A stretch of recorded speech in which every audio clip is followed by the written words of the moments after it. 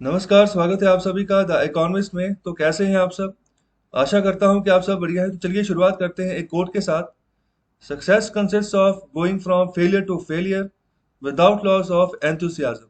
तो बड़ी सीधी सी बात है कि अगर आप किसी मुकाम तक पहुंचे हो, कोई सक्सेस हासिल की है, तो उसके पीछे का जो जो जर्नी है ना, तो वो फेलियर्स हैं। मतलब कि कहने का मतलब है, ऐसा नहीं है कि मतलब हर एक कोई अगर पहली बार में ही अगर कोई एग्जाम दे रहा है तो वो पास करे जा रहा है। तो बहुत बार फेलियर्स होते हैं, तब जाकर सक्सेस मिलती है। जिस भी मुकाम तक आप पहुंचते हो, ओके, तो बहुत बड़ा स्ट्रगल होता है। तो लेकिन ये जो फेलियर हुए ना, तो इसकी जर्नी के दौरान आपका जो उत्साह है, ठीक है, वो नहीं खत्म होना चाहिए। तो उसको कहते हैं कि हमने सक्सेस हासिल की। मतलब इस तरीके से आपकी डिटर्मिनेशन होनी चाहिए कि जिस भी गोल को अचीव करना है उसके लिए इस तरीके से चलो। कोई बात नहीं, अगर फेलियर होता है कोई बात नहीं, उसको दिल पे नहीं लेना। ओके। तो अगर सक्सेस होता है ना, तो उसको दिमाग पे नहीं लेना। अक्सर ऐसा ही होता है कि जो सक्सेस होती है, जब हासिल हो जाती है ना बिना फेलियर के, मतलब कोई लोग ऐसे भी होते हैं, मतलब बहुत कम फेलियर्स होते हैं, सक्सेस मिल जाती है, लेकिन वो सक्सेस उनके दिमाग पे चढ़ जाती है। ओके। तो अगर कुछ लोग होते हैं जिनको फेलियर होता है तो वो अपने दिल पे ले लेते हैं, तो ये भी नहीं करना है। और ना ही सक्सेस को जो है दिमाग पे चढ़ने देना है। तो जिन्होंने तो फेलियर्स फेस किए ना, तो उनको मतलब पता है सक्सेस का। उनके दिमाग पे कभी कभी भी सक्सेस नहीं चढ़ेगी। ओके। तो बस उनको ये देखना है कि जो फेलियर हुआ है ना, उसको दिल पे नहीं लेना है। बस उसके उसके ऊपर काम करना है, उसको सही करना है, और एग्जाम में दोबारा बैठना है। कोई भी आपका गोल है ना, उसको दोबारा अचीव करने के लिए आगे जो है प्रायोरिटी, आगे जो प्लान है ना, वो बनाना शुरू कर देना है। तो आपका जो उत्साह है वो नहीं खत्म होना चाहिए। वही यहाँ पर जो ना बेसिक पावर है आपके अंदर, जो कि आपको आगे लेकर जाएगा। तो मैं एक एग्जांपल लूं थॉमस एडिसन की, तो आप जो इलेक्ट्रिक बल्ब देखते हो, ओके, तो उसका निर्माण, जो इन्वेंशन थी, वो थॉमस एडिसन के द्वारा हुई थी। लेकिन ऐसा नहीं था कि पहली बार में ही जब उन्होंने अपना एक्सपेरिमेंट किया तब वो पास हो गए।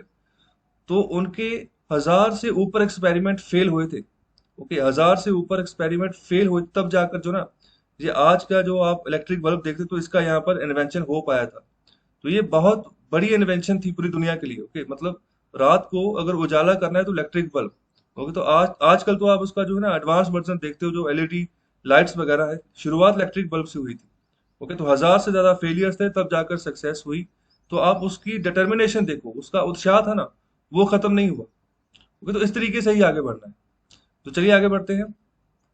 तो ये है आज का न्यूज़पेपर, इकोनॉमिक टाइम्स न्यूज़पेपर। तो यहाँ पर जो फ्रंट पेज पे सबसे इंपॉर्टेंट न्यूज़, तो यूएस गवर्नमेंट के द्वारा भारत के लिए 20 मिलियन एस्ट्राजेनेका की जो डोजेज है ना, वो यहाँ पर भेजी जाएंगी भारत में। तो एस्ट्राजेनेका का जो फार्मूला है, ये ऑक्सफोर्ड यूनिवर्सिटी ने बनाया है। ओके, तो ऑक्सफोर्ड यूनिवर्सिटी के साथ ही हमारा जो सीरम इंस्टीट्यूट ऑफ इंडिया है, तो उसका यहाँ पर इसी फार्मूले के रिगार्डिंग एग्रीमेंट है। तो इसी फार्मूले का जो नाम है ना, एस्ट्राजेनेका। तो भारत में जो वैक्सीन बन रही है ना, तो उसको यहाँ पर कोविशील्ड के नाम से बेचा जा रहा है। फॉर्मूला यही है एस्ट्राजेनेका ऑक्सफोर्ड यूनिवर्सिटी वाला, लेकिन जो सीरम इंस्टीट्यूट ऑफ इंडिया है, वो कोविशील्ड के नाम से वैक्सीन को बना रहा है और सप्लाई भेज रहा है गवर्नमेंट हॉस्पिटल्स में। तो अभी प्राइवेट सेक्टर में भी भेजेंगे, और जो स्टेट गवर्नमेंट्स है उनके लिए भी यहाँ पर डोजेस भेजी जाएंगी। तो वहां पर जो प्राइसेस क्या होंगे, तो वो भी लिस्ट उन्होंने जारी कर दी है। इसके अलावा जो भी अगर इंपॉर्टेंट न्यूज होगी पूरे न्यूज़पेपर में, उसकी अलग से वीडियो आपके पास जो है आएगी। ओके। तो ये है एडिटोरियल का पेज। तो यहाँ पर सबसे पहले बात कर रहे हैं कि जो सेंट्रलाइज्ड वैक्सीन प्रोक्योरमेंट है ना, तो उसको आप जारी रखो। तो अभी हुआ क्या है, हाल ही में भारत सरकार ने एक ना नई यहाँ पर जो है प्रोविजन रखी है कि 50% जो प्रोक्योरमेंट होगी, खरीद होगी वैक्सीन की, वो भारत सरकार करेगी। और 50% जो प्रोक्योरमेंट है वो बांट दी जाएगी स्टेट गवर्नमेंट्स और प्राइवेट सेक्टर में। मतलब कि 25% स्टेट गवर्नमेंट्स करेंगी और 25% प्राइवेट सेक्टर में प्राइवेट हॉस्पिटल्स आ जाएंगे। और इसके अलावा जो प्राइवेट कंपनीज हैं, ओके, जो एम्प्लॉयर्स अपने एम्प्लॉयज को वैक्सीनेट करना चाह रहे हैं, तो वो भी खरीद सकते हैं। लेकिन अभी देखो, जो ये प्राइसेस है ना, कोविशील्ड और कोवैक्सीन, ये दोनों अलग अलग वैक्सीन है जो कि अभी लगाई जा रही है पूरे भारत में वैक्सीनेशन प्रोग्राम के तहत। तो अभी इनका जो प्राइवेट सेक्टर और स्टेट गवर्नमेंट्स के लिए जो प्राइस है, वो काफी ज्यादा है। ओके। तो वही बात यहाँ पर की जा रही है कि मतलब अभी स्टेट गवर्नमेंट्स मतलब इतनी तरीके से तैयार नहीं है जिस तरीके से सेंट्रल गवर्नमेंट जो है ना वो कर सकती है। तो सेंट्रल गवर्नमेंट को अपनी ड्यूटी निभानी है। तो इसको डिटेल में पढ़ते हैं। एक जिसमें आपको इसका देता हूँ फर्स्ट एडिटोरियल का। दूसरा यहाँ पर बात कर रहे हैं कि जो कोल टू गैस, इसको हम कोल गैसिफिकेशन बोलते हैं। तो पूरा मामला जो ना इसी एडिटोरियल में डिस्कस करूंगा, ये कोल गैसिफिकेशन क्या होता है। इसके अलावा तीसरा एडिटोरियल यहाँ पर डिस्कस करेंगे, ये ऑडिटर्स के बारे में। ओके, मतलब जो ऑडिट कंपनीज होती हैं या ऑडिट कमेटीज होती हैं, जो ऑडिटर्स होते हैं, जहाँ जो मतलब किसी भी कंपनी का ऑडिट करते हैं। ओके, तो ये क्या होता है ऑडिट, पूरी डिटेल इस एडिटोरियल के डिस्कशन में होगी। इसके बाद ये फोर्थ नंबर पर एडिटोरियल, यहाँ पर बात करें ड्यून्स ऑफ डेमोक्रेसी। तो यहाँ पर ना जो इलेक्शन कमीशन का जो रोल है, मतलब कि जैसे अभी पैंडेमिक के चलते ही वो इलेक्शंस करवा रहे हैं, तो क्या वो सही है? तो मतलब इसके रिगार्डिंग बात करें कि क्या कुछ बदलाव लाने की जरूरत नहीं है हमें इलेक्शन कमीशन की जो प्रोसीडिंग्स हैं, जिस तरीके से रैलीज वगैरह होती है, कैंपेन्स वगैरह होती है, तो इसको अच्छे से डिटेल में चर्चा करते हैं इसकी भी। ओके, शुरुआत करते हैं एडिटोरियल नंबर 1 से। तो लेक्चर शुरू करने से पहले एक लाइक जरूर कर दें और शेयर कर दें ज़्यादा से ज़्यादा। और अगर आपको पीडीएफ चाहिए तो टेलीग्राम चैनल का लिंक गिवन है डिस्क्रिप्शन बॉक्स में, वहां पर जाइए, टेलीग्राम चैनल को ज्वाइन करें। डेली बेसिस पे वहां पर पीडीएफ अवेलेबल होता है, जो भी लेक्चर आता है उन सब का पीडीएफ वहां पर अवेलेबल होता है। तो ये है एडिटोरियल नंबर 1। तो यहाँ पर बात करें for centralise vaccine procurement states focus on delivery targeting right groups. Okay, मतलब कि राज्यों को कहा गया है कि फोकस करो, मतलब कि जिनको पहले टारगेट करना है, जो भी पॉपुलेशन आपके एरिया में है, आपके राज्य में है, तो वहां पर देखिए कि कोरोना वायरस कहाँ पर ज्यादा फैल रहा है, तो उनको पहले टारगेट करो, उनको पहले वैक्सीनेट करो। यही बात कर रहे हैं कि जो रैशनल एलोकेशन है वैक्सीन की, तो यहाँ पर जो सेंट्रल गवर्नमेंट है ना, तो वहां पर उनको चाहिए कि अपना रोल जो है खरीद का, मतलब जो खरीद की जा रही है वैक्सीन की, तो उसको अदा करे। ओके, तो जो वहां पर जैसे पहले कर रहा था बिल्कुल वैसे ही। ओके, मतलब जो जिस आप पहले ऐसा ही था कि सेंट्रल गवर्नमेंट खुद से खरीद करके, अभी जो दो फेज, अभी दूसरा फेज चल रहा है वैक्सीनेशन ड्राइव का, तो भारत सरकार ही प्रोवाइड कर रही है फ्री ऑफ कॉस्ट सबको, कि मतलब आप किसी भी सरकारी हॉस्पिटल में जाए तो वहां पर आपको वैक्सीनेशन कर दिया जाएगा। ओके, तो 2 डोजेज लग रही हैं एक वैक्सीन की। तो वही बात कर रहे हैं कि वापस अपनी ड्यूटी संभालिए और मतलब एलोकेट करिए वैक्सीन को पूरे राज्यों में। ओके, तो आगे ये भी बात कर रहे हैं कि जो राज्य है ना, तो वो भी ये ना करे कि मतलब कि आपस में ही मतलब कोई इन्होंने टारगेट रख के चलना है कि बीट करना है किसी मामले में, कि मतलब मैं आगे निकल जाऊं, जहाँ प्राइवेट हॉस्पिटल्स को जो है ना उसको बीट करना है। अगर हम बात करें सप्लाई ऑफ वैक्सीन के मामले में, और क्योंकि ज्यादा से ज्यादा यहाँ पर वैक्सीन की सप्लाई राज्यों के पास आए, मतलब ऐसा कुछ नहीं करना है कि मतलब कि हम कंपटीशन लड़ रहे हैं, मतलब कि कहीं पर जहां पर ज्यादा जरूरत वहां पर पहुंच ही ना पाए। ओके, हम यहाँ पर यही कोशिश करते रहे कि हमारे हमारे राज्य के पास जो है ना ज्यादा आ जाए, दूसरे राज्य के पास जो है वैक्सीन बेशक ना पहुंचे, मतलब ये चीज नहीं करनी है। तो यहाँ पर राज्यों को यहाँ पर फोकस करना है प्रॉपर और एफिशिएंट डिलीवरी। मतलब कि एफिशिएंट डिलीवरी कहने का मतलब ये है कि यहाँ पर जो वेस्टेज है ना वैक्सीन की, वो कम से कम होनी चाहिए। और दूसरा ये कहना है कि जो प्रायोरिटी ग्रुप है ना, तो उनको पहले टारगेट करो। मतलब कि जिनके ऊपर ज्यादा शंका लग रहा है कि ये ऐसे ग्रुप लोग, ऐसे लोग हैं जो किसी बीमारियों से ग्रस्त हैं, और जिनकी मतलब कि ज्यादा यहाँ पर डेंजर है, अगर वो कोरोना वायरस उनको हो जाता है तो उनको वैक्सीनेट करो। तो ये इसको कह रहे हैं कि एफिशिएंट डिलीवरी करो, मतलब जहां जहां पर जरूरत है वहां पर पहले पहुंचाओ वैक्सीन को। ओके, तो इसके अलावा बात कर रहे हैं कि जो केयरफुल प्लानिंग है वैक्सीन एलोकेशन की, वो इस समय बहुत क्रिटिकल है, बहुत यहाँ पर इंपॉर्टेंट है। ओके, तो सेंट्रल गवर्नमेंट जो है ना, तो अभी उनको भी अपना रोल जो है रिज्यूम करना होगा। यहाँ पर जो स्टेट्स है उनको एलोकेट करना होगा, यहाँ पर जो वैक्सीन की सप्लाई है वो। ओके, तो यहाँ पर ट्रांसपेरेंट पैरामीटर्स की बात कर रहे हैं कि उनके यहाँ पर जो है ना उस तरीके से आप जो वैक्सीन को एलोकेट करो सभी सभी राज्यों में। जैसे बात कर रहे हैं साइज ऑफ वल्नरेबल पॉपुलेशन, मतलब कितना यहाँ पर पॉपुलेशन, ऐसी पॉपुलेशन जो मतलब कि कोरोना वायरस के अगर संक्रमण में आती है तो ज्यादा नुकसान होगा, उसका कितना साइज है, कौन से राज्य में कितना साइज है, उसके हिसाब से यहाँ पर प्रायोरिटी बनाओ। फिर उसके बाद में ये देखो कितनी जरूरत है। और उसके बाद देखो कि मतलब कि पैंडेमिक का लेवल जो है ना कितने बड़े पैमाने पर वहां पर फैल सकता है। और तो ये सब सिचुएशन, इस हिसाब से यहाँ पर ट्रांसपेरेंटी, ये पैरामीटर्स कुछ बोले गए हैं, इस हिसाब से फॉलो अप करके जो है ना आप वैक्सीन की सप्लाई भेजो राज्यों में। और यहाँ पर अगर कोई वैक्सीन वेस्टेज होती है ना, तो उसके लिए पेनलाइज भी करो। मतलब कि अगर देखो ऐसा होता है कि वैक्सीन पहुंच गई, बहुत सारे राज्य ऐसे भी हैं कि वैक्सीन वहां पर लगी नहीं, मतलब जिन जिन को भी लगनी चाहिए नहीं लगी, तो वो पड़ी पड़ी वेस्ट हो जाती है वैक्सीन। क्योंकि इसका मतलब कि ये कह सकते हो कि शेल्फ लाइफ बहुत कम है इसकी। और आगे यहाँ पर बात करें कि जो सेंट्रल गवर्नमेंट है, तो उसको यहाँ पर एक प्रायोरिटी ऑर्डर बनाना चाहिए, जो 18 से लेकर 44 ईयर्स तक की जितने भी यहाँ पर एज ग्रुप्स के जो लोग हैं, उनका प्रायोरिटी ऑर्डर बनाए कि किनको पहले वैक्सीन देना है। तो यहाँ पर स्टेट गवर्नमेंट जो है ना उनको भी आगे आना होगा, तो यहाँ पर भी उनको एफर्ट्स लगाने होंगे कि जो वैक्सीनेशन रेट है ना, वैक्सीनेशन जो मतलब टीकाकरण का जो यहाँ पर दर है, उसको यहाँ पर बढ़ाना होगा। उसको मतलब ऐसे एफर्ट करने की ज्यादा से ज्यादा जो है ना लोगों को एक दिन में कवर किया जाए, ज्यादा से ज्यादा लोगों को वैक्सीनेट किया जाए। तो मतलब जो भी अलग अलग एज ग्रुप से जो लोग निकल कर आ रहे हैं, तो खास तौर पे जो प्रायोरिटी ग्रुप्स है, तो उनके ऊपर तो पहले फोकस करना है, जैसे हेल्थ केयर वर्कर्स हो गए या फिर फ्रंटलाइन वर्कर्स हो गए। तो हेल्थ केयर वर्कर्स जैसे हम बात कर रहे हैं जो हॉस्पिटल्स में जो स्टाफ लगा हुआ है, डॉक्टर्स का, नर्सेस का। ओके, तो मतलब कि वो पीपीई किट पहन कर ना, मतलब दिल्ली, आप दिल्ली की सिचुएशन देखो, इतनी बुरी सिचुएशन है कि जिनको कोरोना वायरस हो रहा है तो वो मतलब कि अंदर जाकर ना कोरोना वायरस लंग्स को डैमेज कर रहा है। और जिसके चलते यहाँ पर ऐसा फील हो रहा है लोगों को कि हम जो है ना, मतलब हमें आराम से सांस ले रहे, लेकिन कुछ समय बाद ऐसा हो जाता है कि सांस ही नहीं आ रही। ओके, तो मतलब क्यों नहीं आ रही? ऑक्सीजन की सप्लाई कम हो गई है अंदर। इसलिए यहाँ पर जो है ना, प्योर ऑक्सीजन दी जा रही है, 100% ऑक्सीजन दी जा रही है, जिसकी डिमांड काफी बढ़ चुकी है बड़े शहरों में, खासतौर पर दिल्ली दिल्ली की अगर बात करें तो उसी की शॉर्टेज जो है ना अभी देखने को मिल रही है, मेडिकल ऑक्सीजन की जिसको हम कहते हैं, जिसके चलते बहुत सारी मृत्यु होते जा रही है लगातार। ओके, तो अभी इन सिचुएशन को तभी निपट पाएंगे ना जब वैक्सीनेट करेंगे अच्छे से। तो वही बात करेंगे हेल्थ केयर वर्कर्स, तो वो उनकी लाइफ तो सबसे रिस्क पे है ना, जो मतलब उन्हीं हॉस्पिटल्स पे काम कर रहे हैं, जो जिन जिन पेशेंट्स को मतलब वो ट्रीट कर रहे हैं। तो सबसे जो डेंजर है, खतरा है जिंदगी का, तो हेल्थ केयर वर्कर्स को। दूसरा बात यहाँ पर कर रहे हैं फ्रंटलाइन वर्कर्स, जो जो मतलब कि जैसे जो इम्प्लीमेंट कर रहे हैं, जैसे अभी कर्फ्यू वगैरह लग रहे हैं तो पुलिस लगी हुई है, ठीक है। इसके अलावा और भी बहुत तरीके के फ्रंटलाइन वर्कर्स हैं जो कि काम कर रहे हैं कि स्प्रेड ना हो कोरोना वायरस का। इसके चलते यहाँ पर ये भी बात करें कि जो रिटेल इंडस्ट्री का स्टाफ है ना, तो वो सबसे ज्यादा पैमाने पर कंज्यूमर के साथ इंटरफेस होता है उसका। तो उनको भी प्रायोरिटी पे बनाओ। ओके, तो उनको भी प्रायोरिटी कैटेगरी में रखो और उनको भी जो है ना वैक्सीनेट करो। इसके अलावा यहाँ पर जो जो मिल्क बूथ पे जो स्टाफ होता है, तो यहाँ पर जो ग्रोसरी इंटरेक्ट, जो ग्रोसरी मतलब ग्रोसरी के जो सामान देते हैं, जैसे आप कोई भी किचन का सामान लेकर आते हो, आटा दाल वगैरह, ठीक है, तो ग्रोसरी का सामान होता है वो सारा। तो उसमें भी इंटरेक्शन ज्यादातर कंज्यूमर्स की रहती है, क्योंकि खाने पीने की चीजें तो चलती रहेंगी ना। तो उन उन सेगमेंट को, जहाँ पर जो रिटेल इंडस्ट्री है ना, जैसे दुकानें वगैरह होगी, रिटेल की होगी, जैसे मॉल वगैरह जहाँ पर रिटेल का सामान मिलता है, तो उनको पहले आपको प्रायोरिटी बनाकर जो ना वैक्सीनेट करना होगा। फायदा तभी होगा क्योंकि ज्यादातर इन्हीं के साथ इंटरेक्शन रहता है। जैसे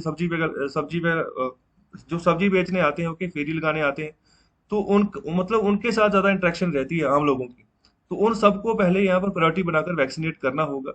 तभी जो है ना अच्छे से हम कवर कर पाएंगे और यहाँ पर इसका स्प्रेड जो है कोरोना वायरस का, इसको रोक पाएंगे। तो चलिए अभी बात करते हैं एडिटोरियल नंबर 2 की। तो यहाँ पर बात करें from coal to gas for low carbon shift.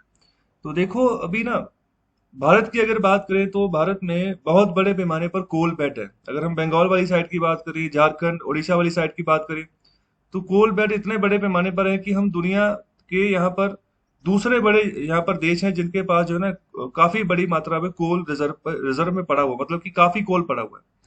लेकिन यहाँ पर दुविधा की बात यह है कि इतना कोल होने के बावजूद भी ना हमें काफी बड़े पैमाने पर जो है कोल बाहर से इंपोर्ट करना पड़ता है, बाहर की कंट्रीज से। तो उसका रीजन ये है कि मतलब जो हमारे यहाँ पर कोल है ना, उसमें इम्प्योरिटीज बहुत ज्यादा है। ओके, जिसके चलते जो यहाँ पर अच्छा जो क्वालिटी का कोल होता है, तो हम हमें बाहर से ही डिपेंडेंसी हो जाती है कि वहीं से मंगवाएं। तो ठीक है, तो मतलब कि अगर हम घटिया क्वालिटी का कोल यूज करेंगे ना, तो उसका एनवायरनमेंट के ऊपर काफी इम्पैक्ट रहता है, काफी फ्लाई एशेस उड़ेंगी जो कि एनवायरनमेंट को ही खराब करेगी। तो अभी भारत सरकार ना अभी इंडिया की एनर्जी सिक्योरिटी के ऊपर काफी फोकस कर रही है कि इसमें कहीं ना कहीं तरीके से बूस्ट लेकर आया जाए। ऐसी एनर्जी सिक्योरिटी करनी है जो कि क्लीन एनर्जी हो, मतलब कि एनवायरनमेंट को डैमेज ना करे। तो अभी पिछले हफ्ते की बात करें कि जो हमारी यूनियन कैबिनेट है, तो उन्होंने अभी अपनी अप्रूवल दे दी है कि जो अभी कोल गैसिफिकेशन यूरिया प्लांट जो है ना, जो तालचेर उड़ीसा में, अभी उसको अभी बनाया जाएगा। ओके, तो अभी पहले वो यूरिया प्लांट ही था, लेकिन अभी वो कोल गैसिफिकेशन से चलेगा, पहले वो किसी और फ्यूल से चलता था। ओके, तो आगे यही बात कर रहे हैं कि अभी जो अगर इस तरीके से हम गोल कोल गैसिफिकेशन के प्रोसेस को आगे लेकर जाते हैं, तो जो डोमेस्टिक आउटपुट है ना, हमारे जो प्लांट न्यूट्रिएंट्स, तो वो वहां पर बूस्ट होगा, मतलब कि आगे बड़े पैमाने पर जो है ना बूस्ट देखने को मिलेगा, प्रोडक्शन बढ़ेगी। और जो जो फर्टिलाइजर इंपोर्ट हमारा होता है वो भी कम होगा। तो देखो, अगर इस तरीके से कोल गैसिफिकेशन के थ्रू हमारे जो फर्टिलाइजर प्लांट चलते हैं, तो नेचुरल सी बात है कि बाहर से अगर इंपोर्ट जो करते हैं फर्टिलाइजर्स का, तो वो भी कम होगा। ओके, तो हमारा जो पैसा लगता है इतना बाहर जाता है, तो वो नहीं जाएगा, भारत की इकोनॉमी में ही रहेगा, तो इकोनॉमी को फायदा है। और इसके अलावा जो हमारे पास बड़े पैमाने पर कोल रिजर्व है ना, तो उनको भी हम सही तरीके से उनको उनकी लीवरेज ले लेंगे, उनको यूटिलाइज कर सकते हैं। ओके, तो वैसे पड़े हैं कोल रिजर्व, तो उनका किसी ना किसी तरीके से हमने काम उससे लेना है। ओके, तो अभी उसी कोल को यूज करके उसको पहले गैस में कन्वर्ट करना है, फिर उसको आगे यूज करना है। ओके, तो अभी यही बात कर रहे हैं कि मतलब ये जो प्रोजेक्ट है ना, तो आने वाले समय में जो मेक इन इंडिया इनिशिएटिव है, जिसको हम आत्मनिर्भर भारत का इनिशिएटिव भी बोलते हैं, तो उसको भी बूस्ट करेगा। ओके, तो अभी अगर बात करें तो गैस फीड स्टॉक की, तो इसकी कमी देखने को मिली है, ज्यादातर जितने भी अगर यूरिया इंपोर्ट्स की हम बात करें, ओके, तो डोमेस्टिक जो प्रोडक्शन है ना, तो वो लगातार हमारी कम होती जा रही थी। तो कारण सीधा सीधा यही है कि जो गैस फीडबैक होता है जिसके चलते हम प्लांट्स को चलाते हैं, यूरिया प्लांट्स को चलाते हैं या फर्टिलाइजर के प्लांट्स को चलाते हैं, उस गैस की भी बहुत कमी हमारे यहाँ पर देखने को मिल रही थी, जिसके चलते हम यहाँ पर ना मजबूर हो गए कि इंपोर्ट करें फर्टिलाइजर्स का, यूरिया यूरिया का बाहर के देशों से। ओके, तो ये यूरिया जो है ये खेतों में डालते हैं अक्सर जो फार्मर्स हैं, तो मतलब ये होता क्या है कि इससे जो प्लांट की ग्रोथ होती है वो काफी बढ़िया निकल कर आती है। ओके, तो ये सॉल्युबल होता है पानी में, ये मिक्स हो जाता है, मिट्टी में मिक्स हो जाता है, जिसके चलते अच्छी खासी ग्रोथ और प्रोडक्शन जो है ना उसमें वृद्धि देखने को मिलती है, जो भी क्रॉप्स लगाई हो जहां पर भी ये यूरिया डाला जाता है। लेकिन इसका दिक्कत यही है कि मतलब कि किसी ना किसी तरीके से जो मतलब जहर का कंटेंट कंटेंट है ना वो चला ही जाता है यहाँ पर खाने में, वो जिसको कि आगे जो वो मंडियों में आती है, फिर आप जो आम कंज्यूमर होते हैं वो खाते हैं, तो यूरिया का इम्पैक्ट रहता रहता, मतलब सेहत के ऊपर इसका खराब इम्पैक्ट रहता रहता। अगर डायरेक्ट कंटेक्ट में आ जाते हो तो मतलब स्किन इरिटेशन वगैरह की प्रॉब्लम्स जो होनी है वो शुरू हो जाती है इसके रिगार्डिंग। तो अभी देखो ये कोल गैसिफिकेशन, ओके, तो इसमें होता क्या है, कोल को मतलब गैस में कन्वर्ट करने की क्या जरूरत है, सीधे क्यों नहीं यूज कर रहे। ओके, तो यहाँ पर ये भी क्वेश्चन उठता है, तो उसके बारे में देख लो। तो देखो हमें ना भारत जो है ना, भारत सरकार वो सस्टेनेबल डेवलपमेंट यहाँ पर हमारे गोल्स है जिनको कि 2030 तक हमने कवर करना है, ओके, उन टारगेट को अचीव करना है, जिसके चलते भारत सरकार ना बड़ी जोर शोर से काम कर रही है कि हम जो ना जितने भी एनर्जी क्रिएट करें यहाँ पर तो वो क्लीन एनर्जी हो। ओके, जैसे रीन्यूएबल एनर्जी रिसोर्सेज की बात करूँ तो हमारा 2022 तक 175 गीगावाट का टारगेट है कि इतना यहाँ पर प्रोडक्शन जो है ना हमारी जो एनर्जी की हो, तो वो यहाँ पर ग्रीन एनर्जी के चलते हो, मतलब क्लीन एनर्जी हो, यहाँ पर एमिशंस वगैरह ना फैले जो कि एनवायरनमेंट को खराब करे। ओके, तो अभी इसी के चलते भारत सरकार ज्यादा से ज्यादा यहाँ पर चाह रही है कि ऐसे व्हीकल्स का इस्तेमाल किया जाए जो एमिशन कम करें, जैसे इलेक्ट्रिक व्हीकल्स हो गए। तो हाल ही में जो हमारे जो minister of road transport and highways Nitin Gadkari ji, तो उन्होंने भी टेस्ला को बोल दिया है कि जल्दी से जल्दी अपना प्लांट लगाइए अपना भारत में। तो टेस्ला जो है ना वो इलेक्ट्रिक व्हीकल्स बना रहा है बड़े पैमाने पर, और यूएस में काफी बिक्री हो रही है उसके व्हीकल्स की। ओके, तो अभी वो चाह रहे हैं, भारत सरकार भी चाह रही है कि जल्दी से जल्दी आप इंडिया में भी प्लांट लगाओ, ताकि जो कि इंडियंस भी ईवी की ओर जो है ना मुड़े। ओके, तो ये जो जो कन्वेंशनल फ्यूल्स हैं इनका मतलब इनसे हम दूर रहे, तो इससे हमें दो फायदे होंगे। एक तो हमारा एनवायरनमेंट सही होगा, दूसरा ना जो हमारा इतना पैसा लग जाता है जो क्रूड ऑयल को इम्पोर्ट करते हुए, तो वो भी कम लगेगा।